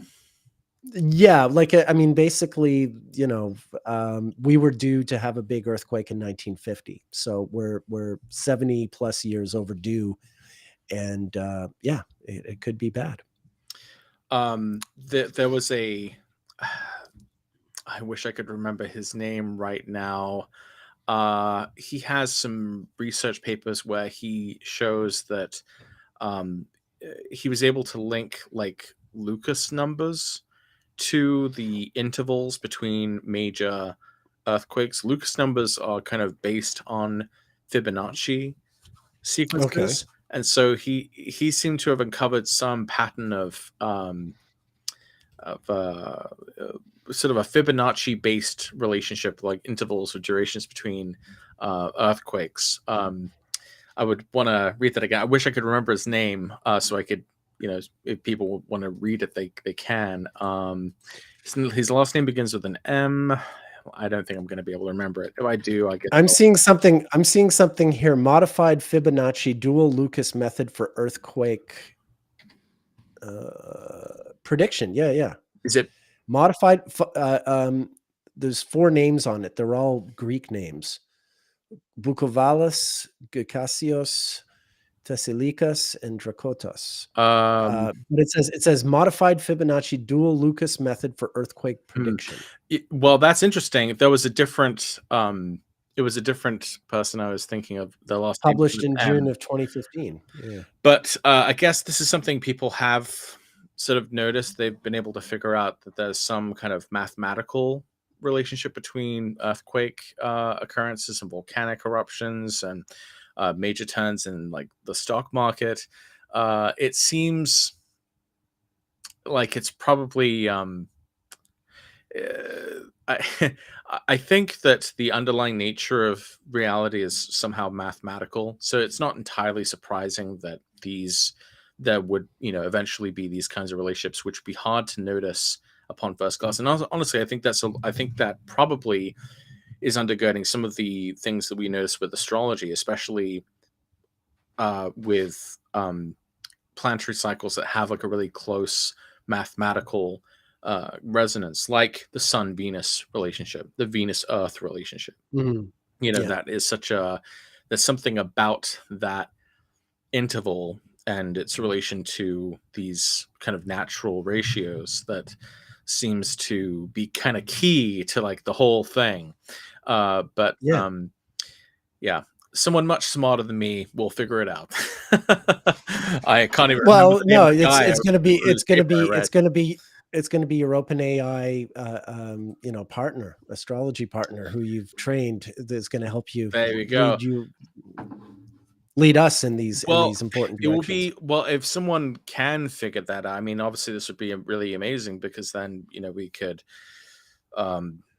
evacuate places that we knew would be due for an earthquake, which completely change the way that we would organize society if we were able to predict these things as accurately as possible.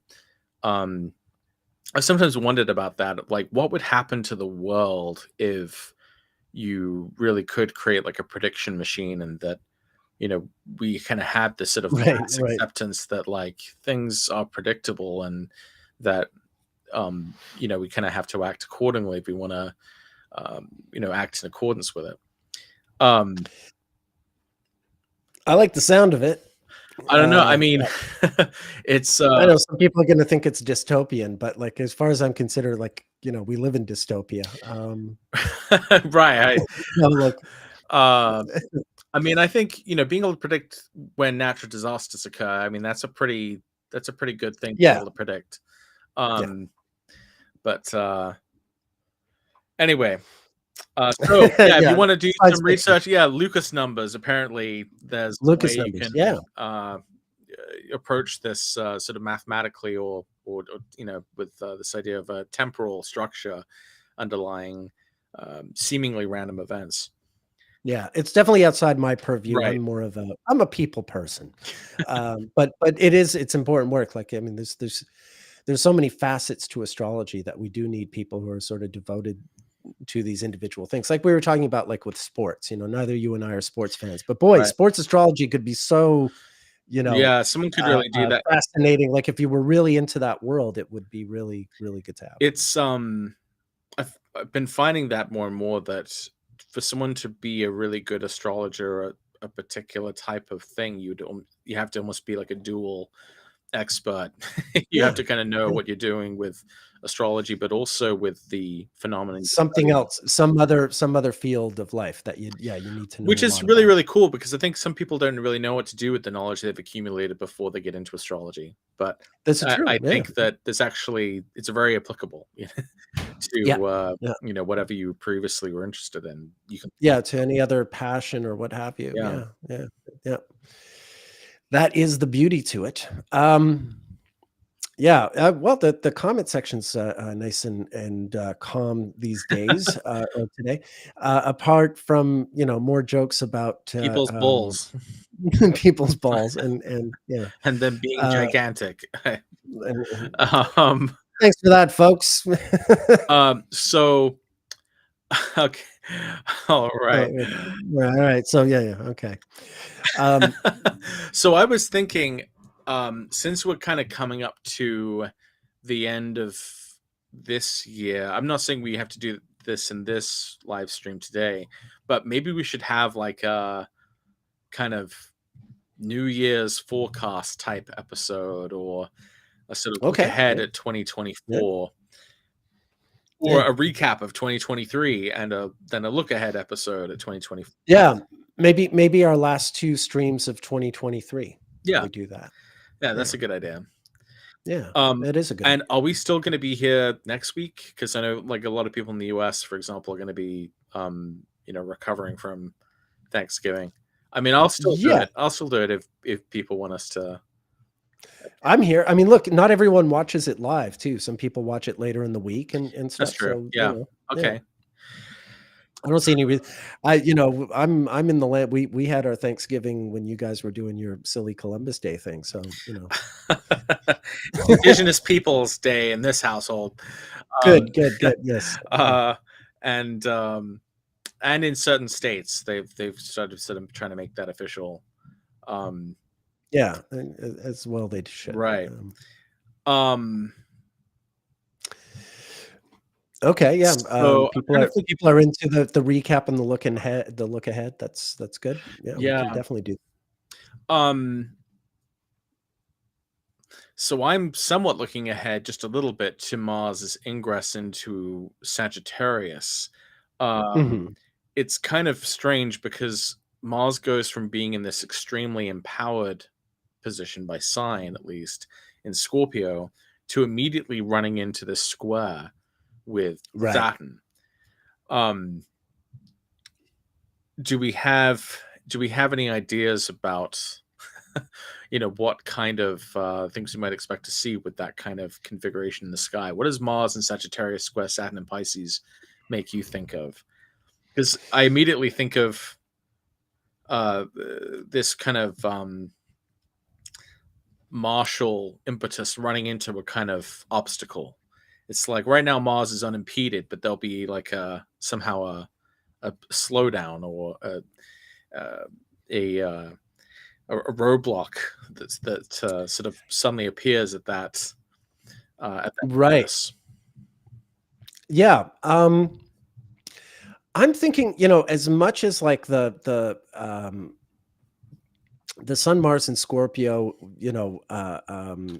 well, I mean, I guess there was some celebrity stuff, but I'm inclined to think like Mars and Sagittarius is like when the world is really focused on some kind of like drama that involves some glamour. I don't know, maybe Taylor Swift and her guy or who knows what,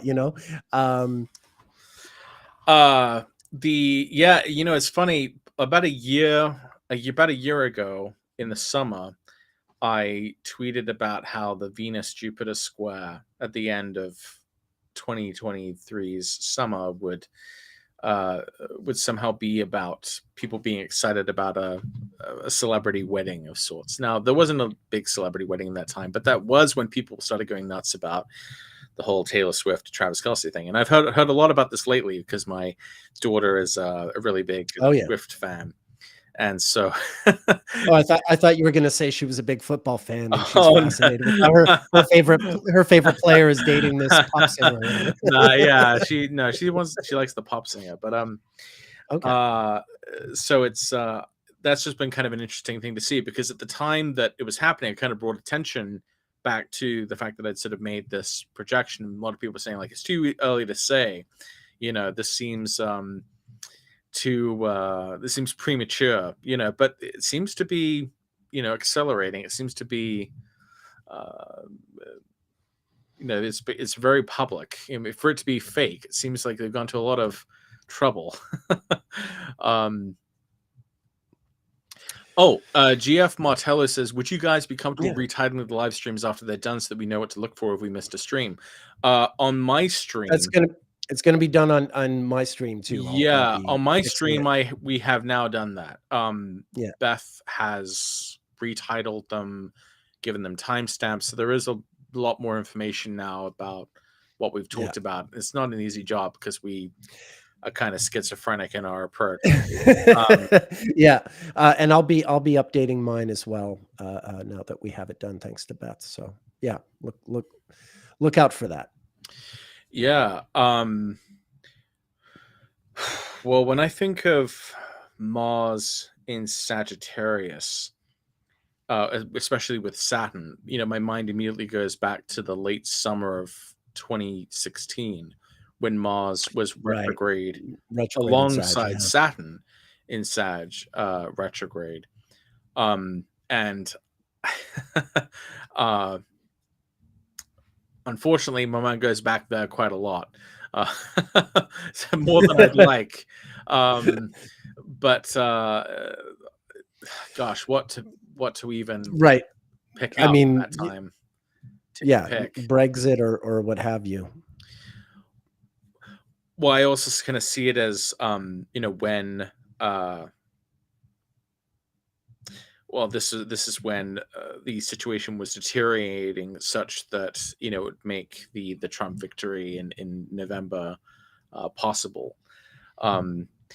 And I also think of Mars going retrograde in Sagittarius in the summer of 2001, where 9/11, the steps are sort of being taken to kind of make that possible. And that was Mars in retrograde in Sagittarius opposite Saturn in Gemini. That's right.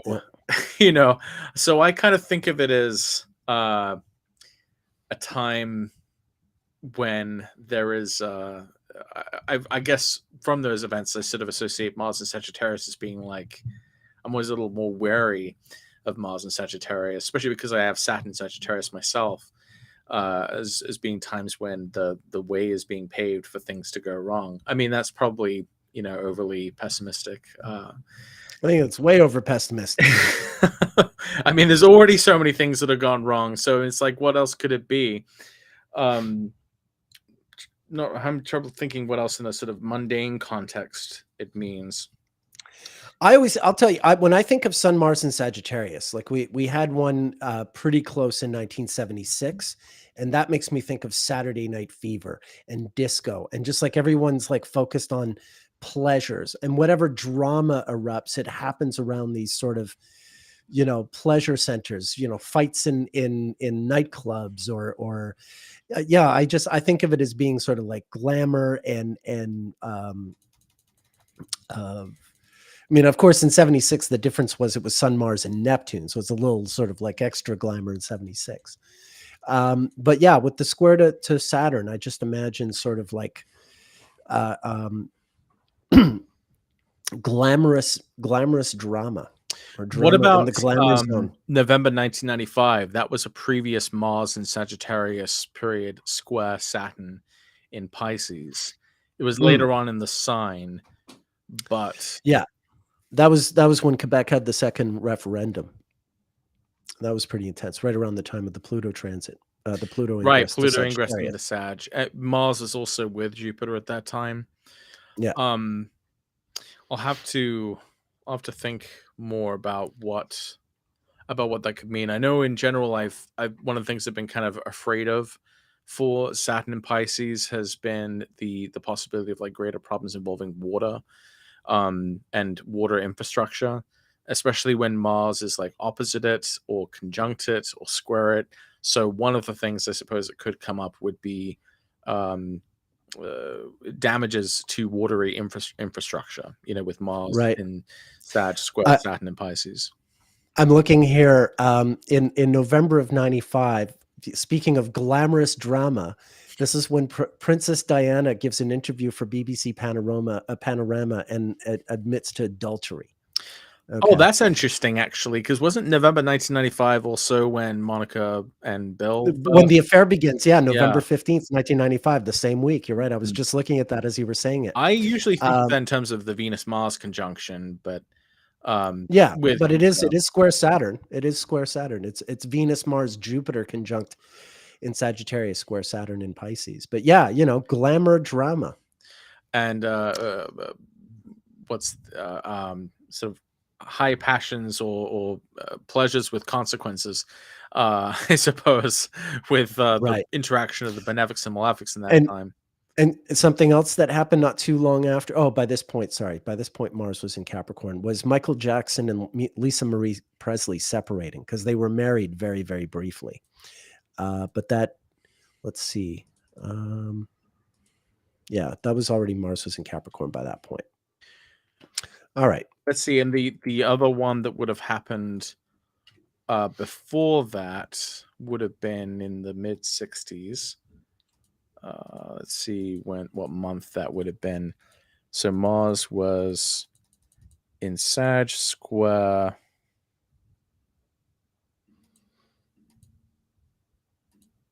Would have been 65. Mars was square. Must have been later in the year, maybe in the October. summer of 60. So yeah, in October of 1965, Mars was in Sagittarius with Venus again, square Saturn. So I wonder what in 1965 would well, that was when Rhodesia declared unilateral independence, and that's beginning the whole Zimbabwe civil war that wouldn't end until the Mars retrograde of 1980. So there was that. The Catholic worker movement stages an anti-war protest in Manhattan, which is kind of interesting given the well, it's Mars running into a square with Saturn. It's almost like, I mean, maybe this could be a good thing for all of the horrendous, violence happening in the world, because, if Mars is running into a square, then it's like maybe something would potentially cause some brief respite, from Mars kind of doing damage. It would be Saturn sort of providing a barrier to it, or chilling things out somehow. Speaking of glamorous drama, this period, October 26, 1965, is when the Beatles were awarded their members of the British Empire. They went to Buckingham Palace and they're awarded medals by the Queen, and it causes such an outrage. Previous winners of the medal returned their medals. It became this big brouhaha. How dare you give those, vulgar nincompoops an important British, distinction. So yeah, there's stuff like that. There's more of that. Maybe we're going to see drama in the British Empire. Maybe it's going to be royal family stuff, because it sure seems to, that seems to pop up. And talk about glamorous drama. Right. Yeah, I'd have to do some more research to find some specific recurrences relating to this square. And people are still talking about balls in the comments. Well, that's just but not only. Apparently, Rosalind Carter just died. Apparently. Oh, Jimmy Carter's wife, yeah. former First Lady. Yeah, that's. To be honest, I thought that had already happened. I think Jimmy Carter's still alive, right? He's still hanging on. Yes, yeah. Yeah, he's 99 now. Yeah, he's crazy old. Yeah. Yeah, he's had some longevity. Yep. Only a shame that he couldn't have been president longer, right? Um, Yeah. Well, I mean, he's definitely the best human being who's ever held that job. Let's put it. yeah, I He mean, wasn't the best president, but he was the best man to have ever been a president, by far. right. I And mean, the rest of them are pretty basically, pretty decent guy. Like, yeah, yeah. yeah, yeah, a real person. Yeah, Do you want to and take a look really at? Do you want the to only take a look one. at his chart? See what's going on. Yeah, Now, let's do that. we're not near a Venus retrograde or anything, so I wouldn't expect him to be, on his way out, right? According, because you've studied presidential deaths before and noticed. Well, sometimes they die when Venus isn't retrograde, but the last one, when H.W. Bush died, it was during the Scorpio retrograde. Rosalind Carter herself was born with Venus retrograde. Oh, by the way, just before Venus went retrograde. She's a red 5. Speaking of which, I just remembered the name of the man I was talking about. His name is David McMinn, McMinn. He's the one who came up with he's the one who's been investigating like Lucas numbers and Fibonacci numbers in relation to earthquake prediction. He has another article about the US presidential death cycle and what he calls the non-random hypothesis, saying that there's also a mathematical relationship between presidential deaths, which I thought was really interesting because that is like tying in exactly with what you've done. I found it with some deaths, but not with every single presidential death, although I track them. There are some patterns at work. Definitely. So here I've got Jimmy's, Jimmy Carter's chart here.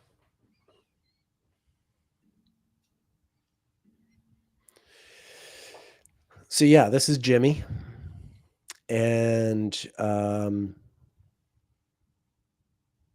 yeah, he's got, the cazimi was squaring all this stuff here. Right. So just this past spring, he would have had a solar eclipse occur in his 7th house. That was April 20th. How old is? You said he's 99, so yeah, that means yeah, I've never counted perfections that high. 84, 85, 86, 87, 88, 89, 91, 92, 93, 94, 95, 96, 97, 98, 99. So he's in a 4th house year. No. Is that right? Yeah, okay, maybe you're right. Yeah, 96 would have been a 1st house perfection year because it's divisible by 12. 72, 84, 96. Yeah. Okay, yeah. Gotcha. 96, 97, 98, 99. So he's in a 4th house year. Capricorn. Yeah. So then Saturn ends up transiting through his 6th. And the exaltation ruler was just in a cazimi in the 2nd. Okay. When did he get married? When did they get married?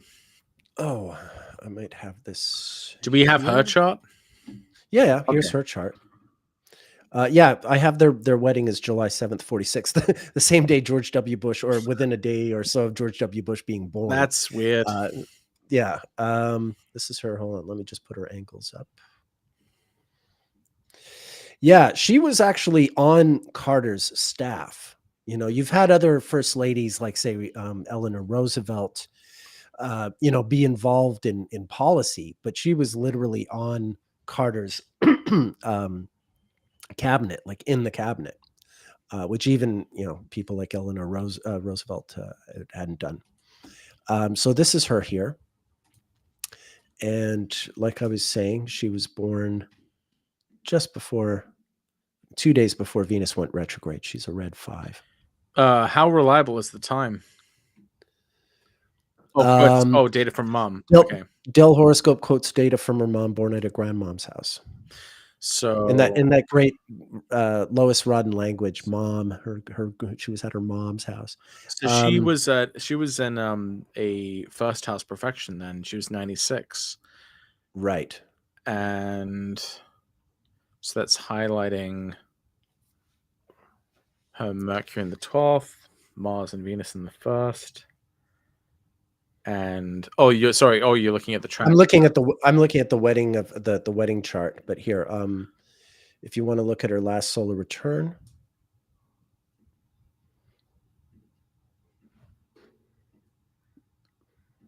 This was her birthday. First house perfection year, and the Lord of the Year about to go retrograde in the first house. And that also rules the 8th. Yeah. Huh. No, this rules the ascendant, and this Mercury was about to go retrograde. Oh, I meant that the first house perfection year is highlighting Mars as well, though, because Mars as well. Yes. So then you end up having the ruler of the 8th in the first. Now that would happen for any given first house perfection she has, but we'd also have to take into account that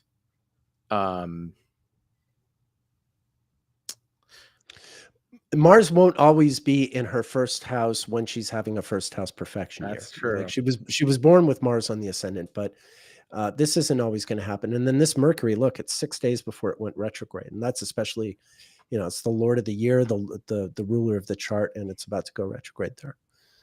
Yeah, I mean, I would again the fact that the solar eclipse from this past March that happens in her 8th house. I can't say for every Virgo rising that automatically means death, but it is interesting that it happened in that particular solar eclipse happened in her husband's 7th and in her 8th. That's why I was curious how it maybe made sense with the wedding chart and what. Yeah, well, we can look at her with the wedding chart again.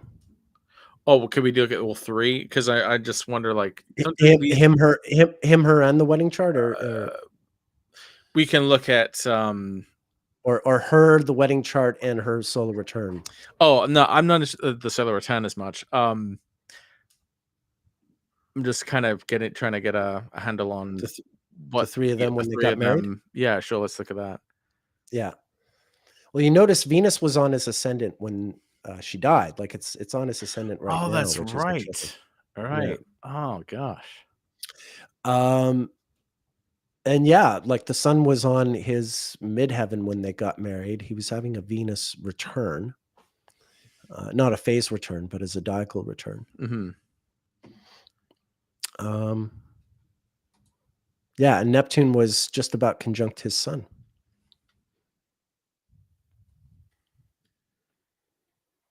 He is ancient. So he was only 21 at this time. When he got married, he's 21. Yeah. So he was in a 10th house year. And the sun is right there on his midheaven, his Pluto midheaven. Yeah, that's okay. So then Venus ends up Venus on her sun, Venus on his Venus. Wow. Well, that's good.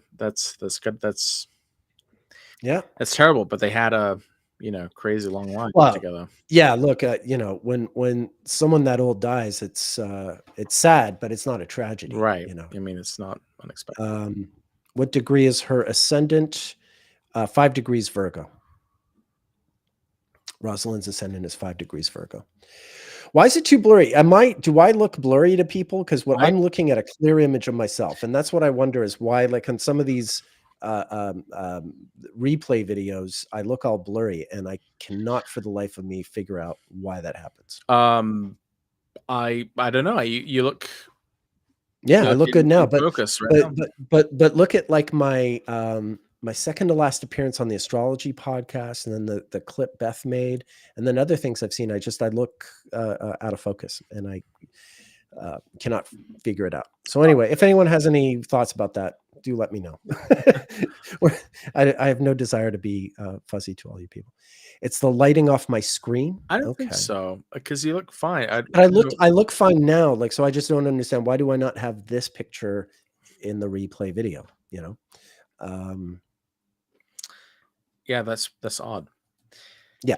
All right. Well, anyway, it is what it is. What else can we cover today? Well, I'm curious about the fact that Jupiter is going to be stationing direct on the degree of the lunar eclipse that just happened. What is your thought on when planets cross the degree of a recent eclipse? Do you see that as an important moment for that. I mean, ostensibly it should be. Maybe I haven't noticed it as much as I should. Yeah, it'd be interesting to sort of look at examples of that one way or the other. Well, What? well, sometimes you see that happen even with planetary conjunctions as well. You know, like Yeah, Mars was sure. crossing the degree of where the Saturn Pluto conjunction had occurred at the outbreak Yeah. of the war in Ukraine.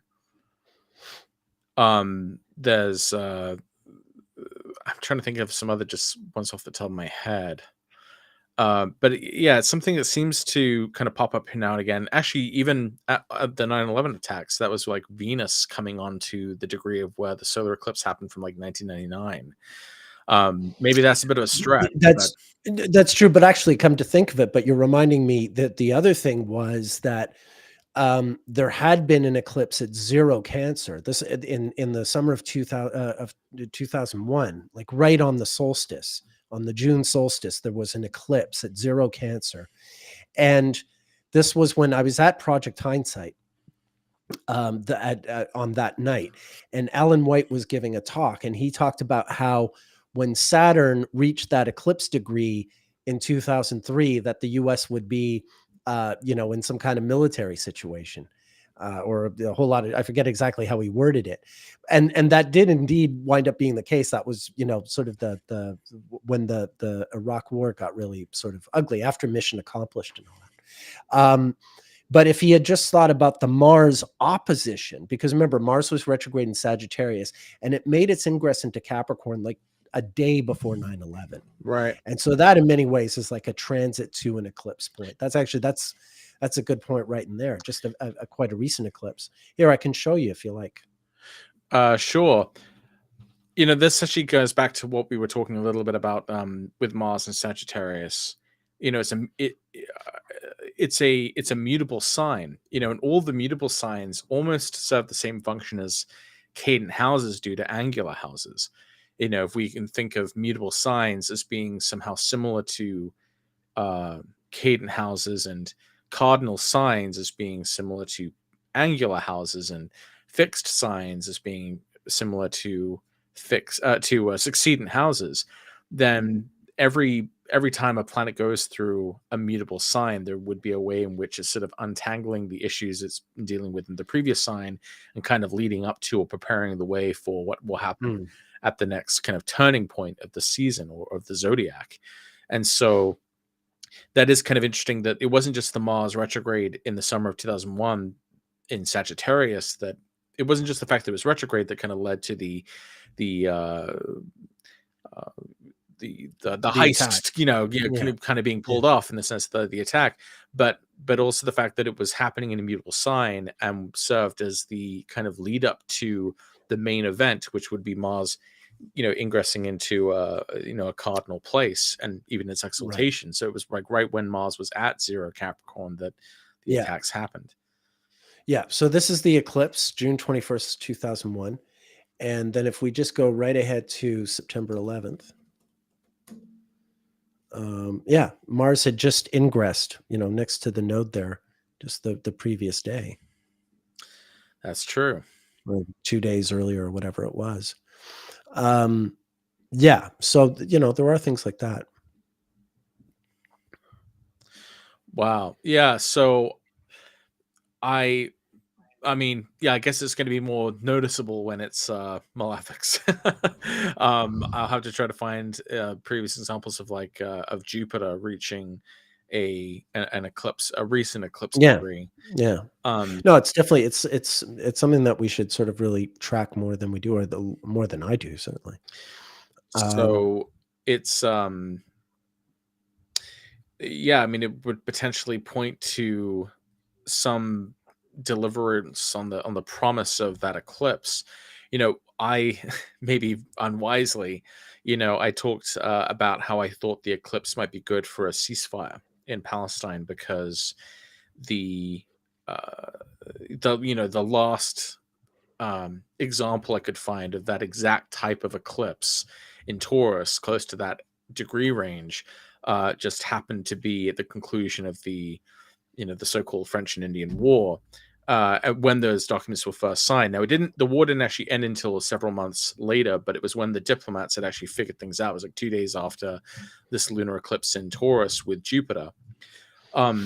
So what's interesting is, while my prediction didn't really turn out, within like a day or so of that lunar eclipse, the UN did pass a resolution for a ceasefire, but didn't, basically, a few key players, including the United States, vetoed it, and it otherwise was a non-binding resolution, that was Right. it wasn't actually going to do anything, but it did demonstrate that the vast majority of the world was, on more or less on the same page as far as ceasing, civilian casualties. And so I wonder then if Jupiter's stationing on the lunar eclipse degree, 5 degrees Taurus at the end of December, if maybe that would be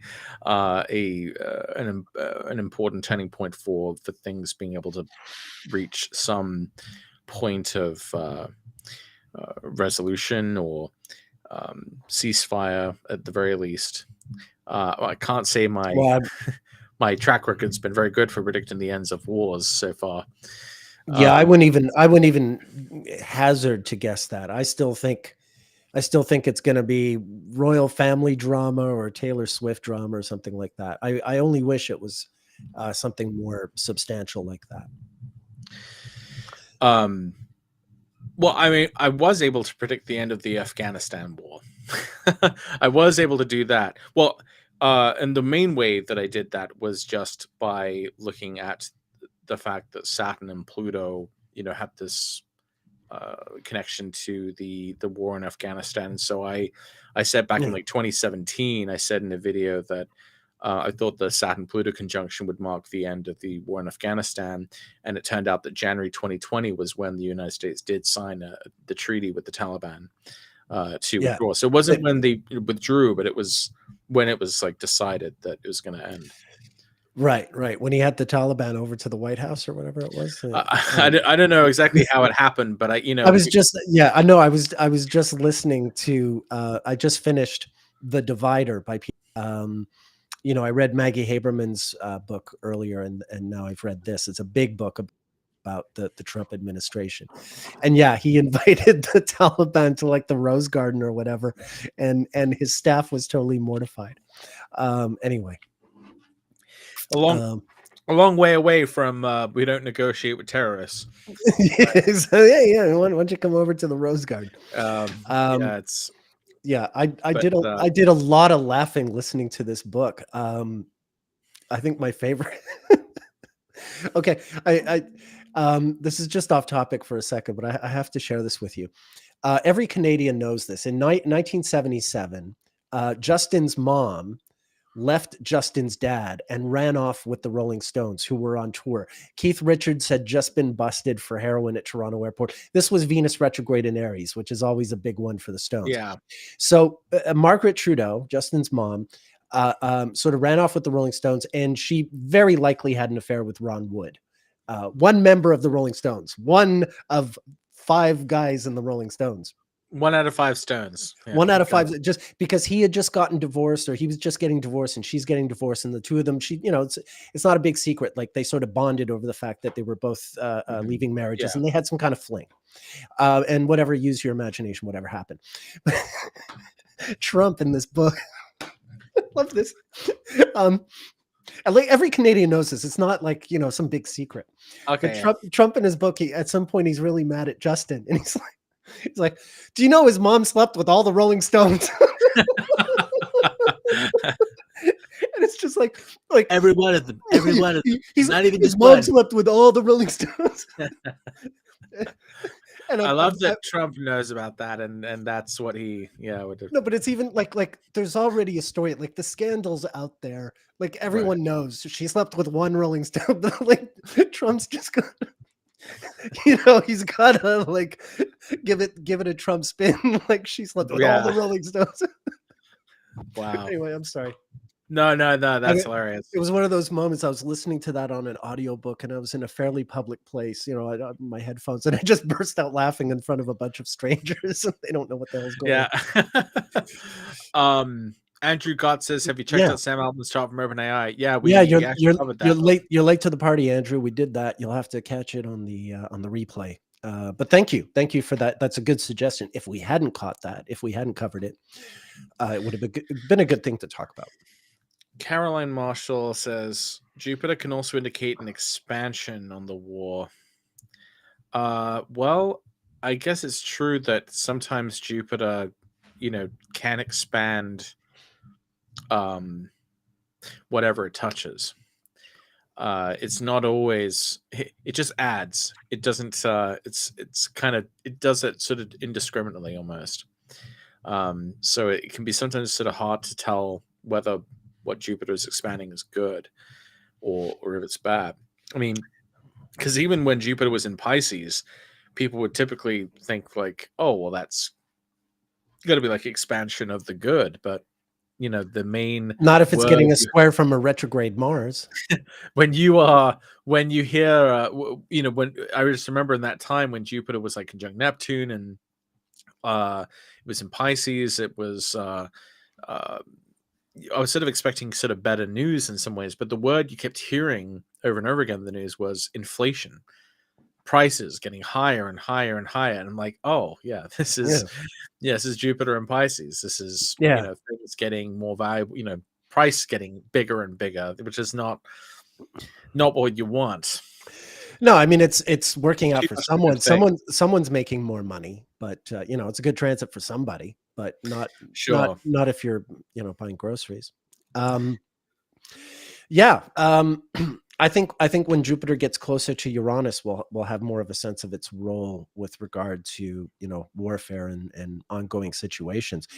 But speaking of which, another interesting development this past week during the cazimi was Biden and Xi Jinping getting together, and Xi being like, suddenly all chill.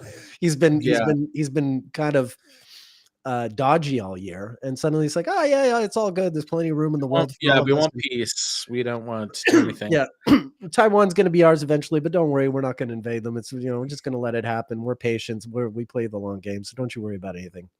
Keep trading with us. So yeah, I thought that was interesting. The cazimi opposite Uranus. Either it's maybe it's sincere, or maybe he's full of it.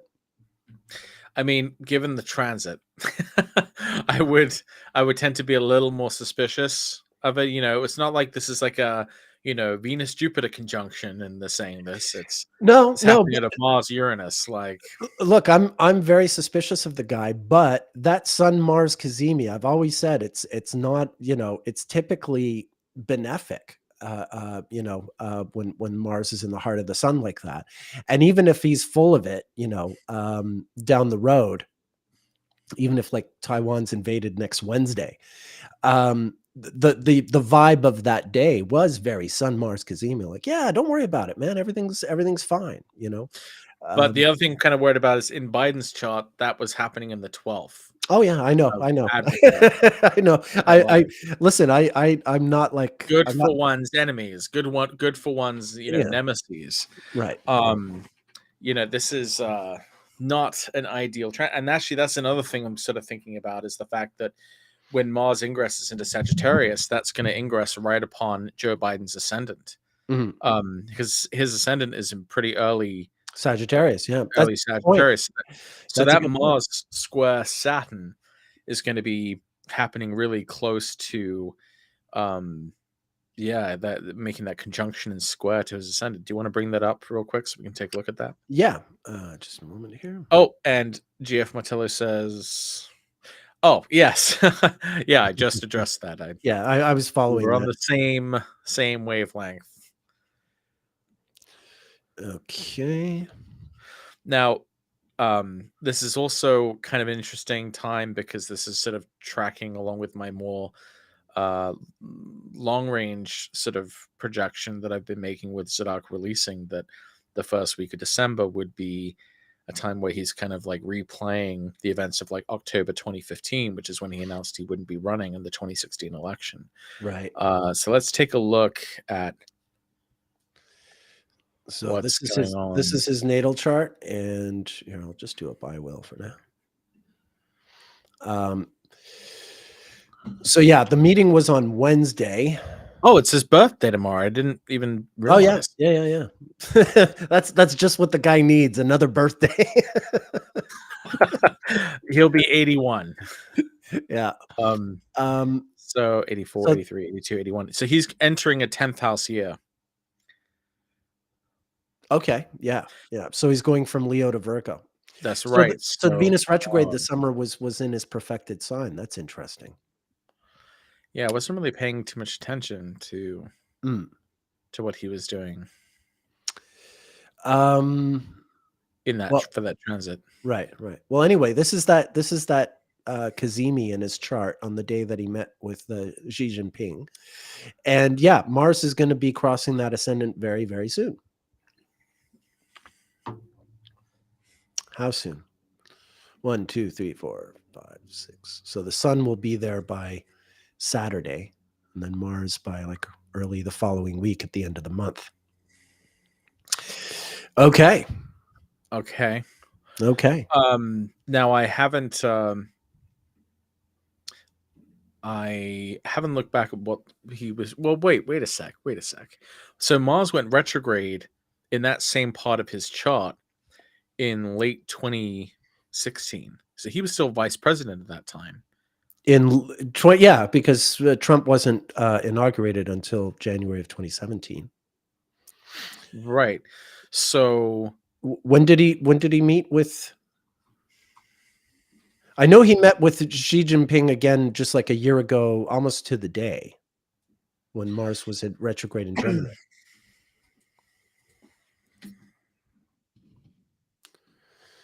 So what are we looking for here? What I was just curious about is what Joe Biden was doing when Mars was in that part of the zodiac before in 2016. You mean when it was retrograde? Or when it was direct. Just when Mars was back in that same spot. Here it is in August. This is the third pass over his ascendant. And then it was, it's all here. Made a. There you are. Yeah. Okay, so I see. So yeah, August of 2016 was when it had station direct and was moving forward. So this is like around this would have been close to the Democratic National Convention. Yeah, which is later in the month in August, right? It's usually like the last week of August, I think, is the Democratic Convention. Usually, maybe I'm wrong. Why was this such a big deal for Biden? So the DNC was actually July 25th through July 28th. Oh, is that right? Okay. So let's take a look at that. So this is right. So Mars was right on his sun. Yeah. And did it ingress into Sagittarius by the end, or was it still in the 12th? Let's see here. 1, 2, 3, 4, 5, 6. Yeah, it didn't leave until the second. After. So what was going on in August of 2016? Because I would think this would be relevant for what's going to happen now. Just remember that particular retrograde from 2016 is kind of similar to this conjunction. Yes, absolutely. They're totally a pair of some kind. Yeah. So there should be some relationship to that. So what? Okay, so Joe Biden met with the Turkish Prime Minister on August 25th. He visited Latvia at the end of the month. On August 2nd, 2016, he was at a state lunch for Singapore Prime Minister Lee Long. So does this mean he's going to declare war on Singapore and Latvia? No, but that would be throwing everyone a curve. Um, I just wonder if this is like a a public thing or a private thing that was mm. going on for him. Yeah, look, I don't know if we're gonna solve it here and now. Sure. Yeah, I was just curious if it would. I mean, I don't really recall exactly what he was doing at the time. Obviously the attention at that time was on Hillary Clinton versus Trump, not Biden. But he was he was still in his office at that time. So Yeah. Well, we've also, I mean, we've been just looking at the end of this month to be sort of a trouble spot for Joe anyway. right. Yeah. That's true. And Yeah. even though Mars is crossing the degree of his ascendant, there will still be the whole of the transit really to worry about. Actually, wait a second. Wait. Oh, those wheels are turning. Oh, those wheels are turning.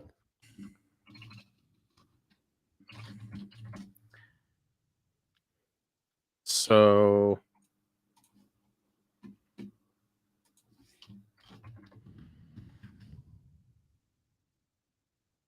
okay, all right. So look at October 11th, 2012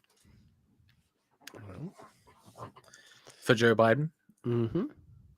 This was the day he faced off against Paul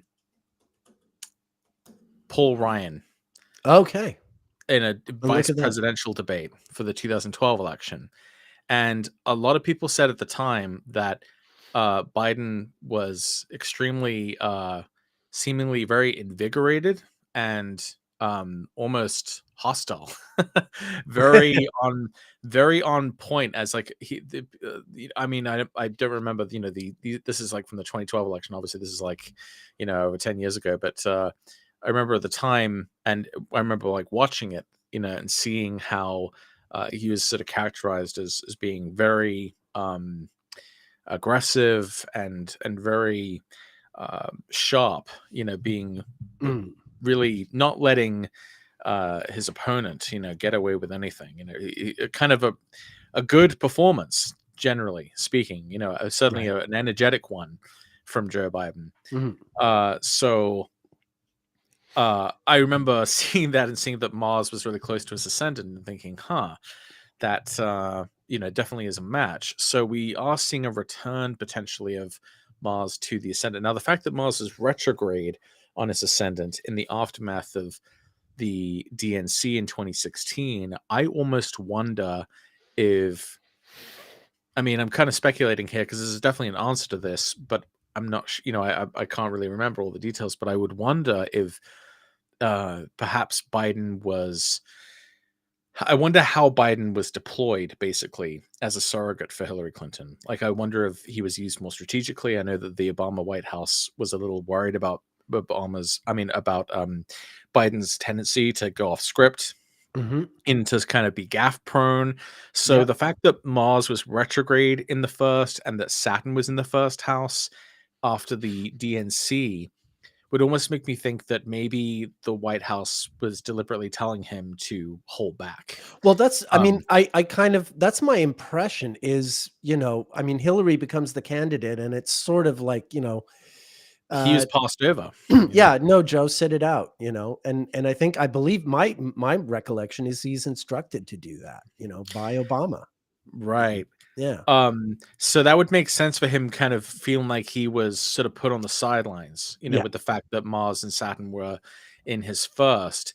But contrast that with October 2012, that's when he's told to kind of go on the attack. Yeah. So this is kind of interesting because I wonder then if Mars's ingress then into Sagittarius, we might see the return of a more invigorated kind of Joe Biden.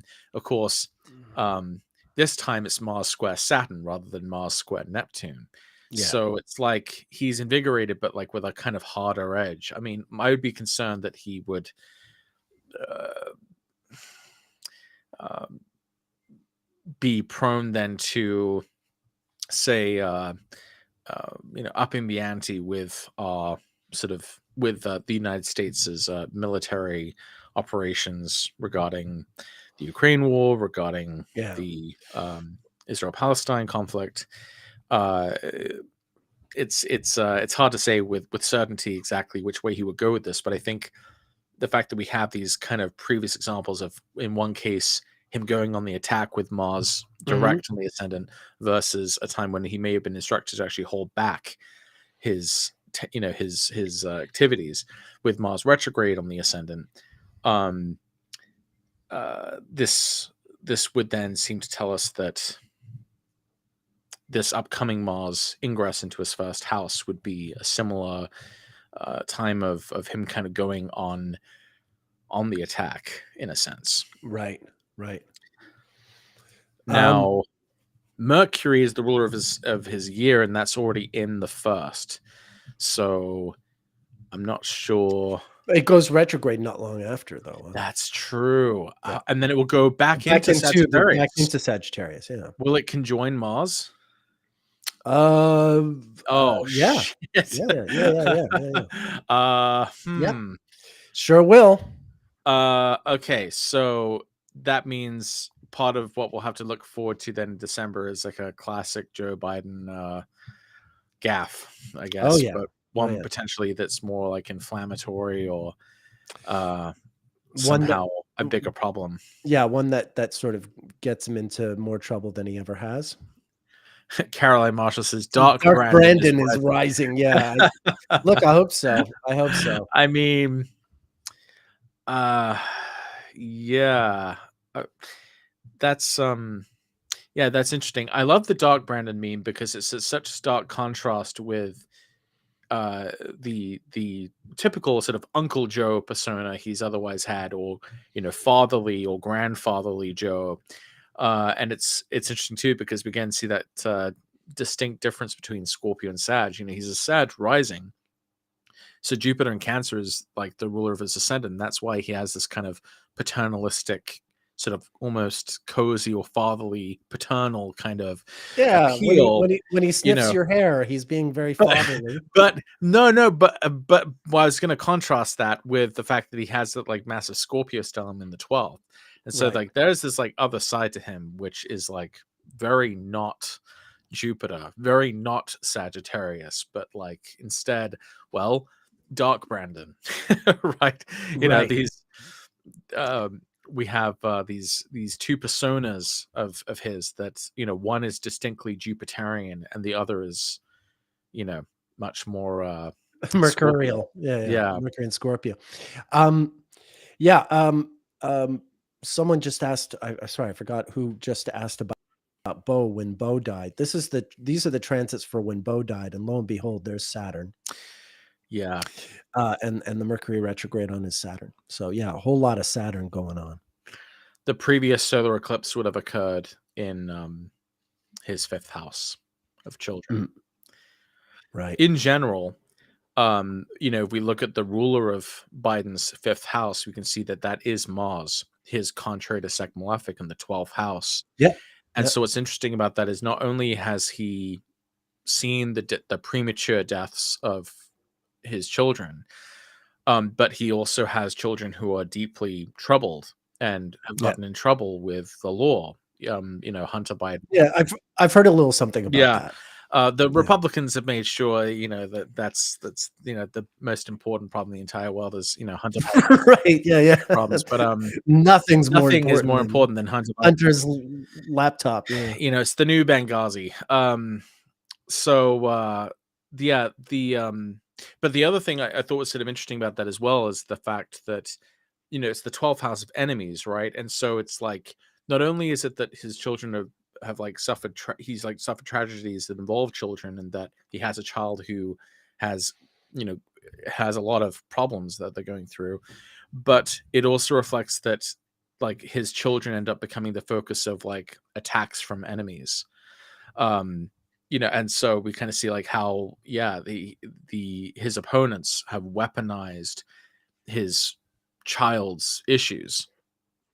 I love that part. I love that one time on Fox News they found this they got this leaked clip of Biden's answering machine message his voicemail message to his son, and they were treating it like it was some smoking gun of like, Joe Biden's involvement, and the content of the message is what you would expect to hear from a father who is very Right. Any father, any no matter father, whether any if father he's a who like loves president or who loves their child and is hurting for them. And it's like, how is this you just made him look a lot more human here. This is this is not I didn't get that.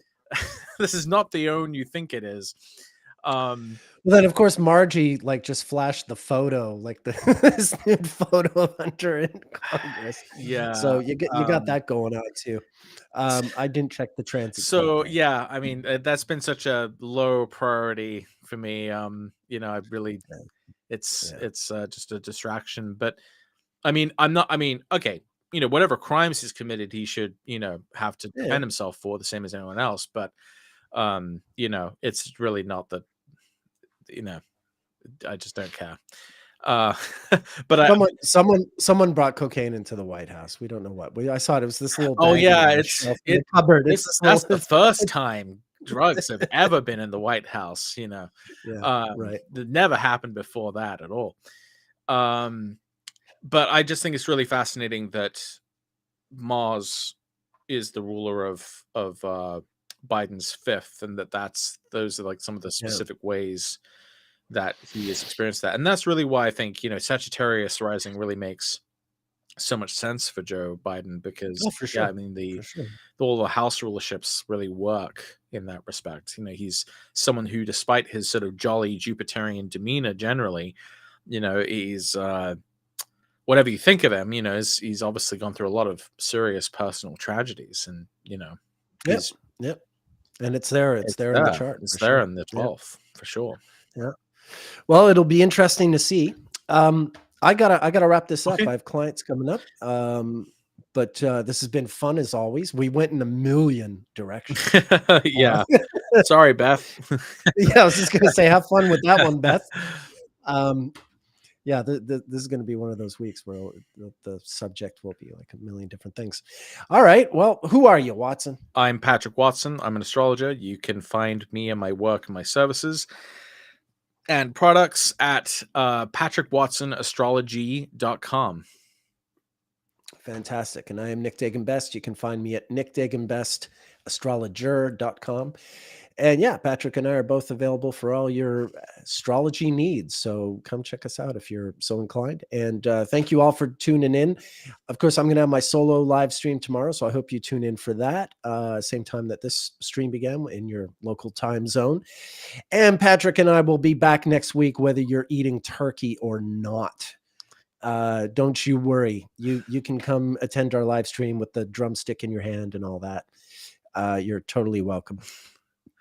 Or if you're from some country that doesn't celebrate these silly things, you're also welcome. All right. Any last words there, Patrick?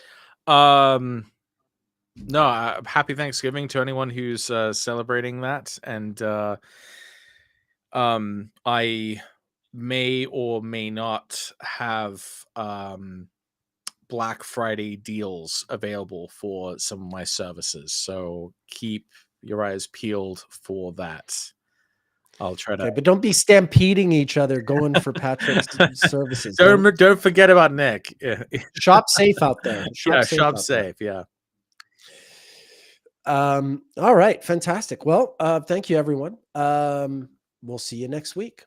Have yourselves a great one. Bye.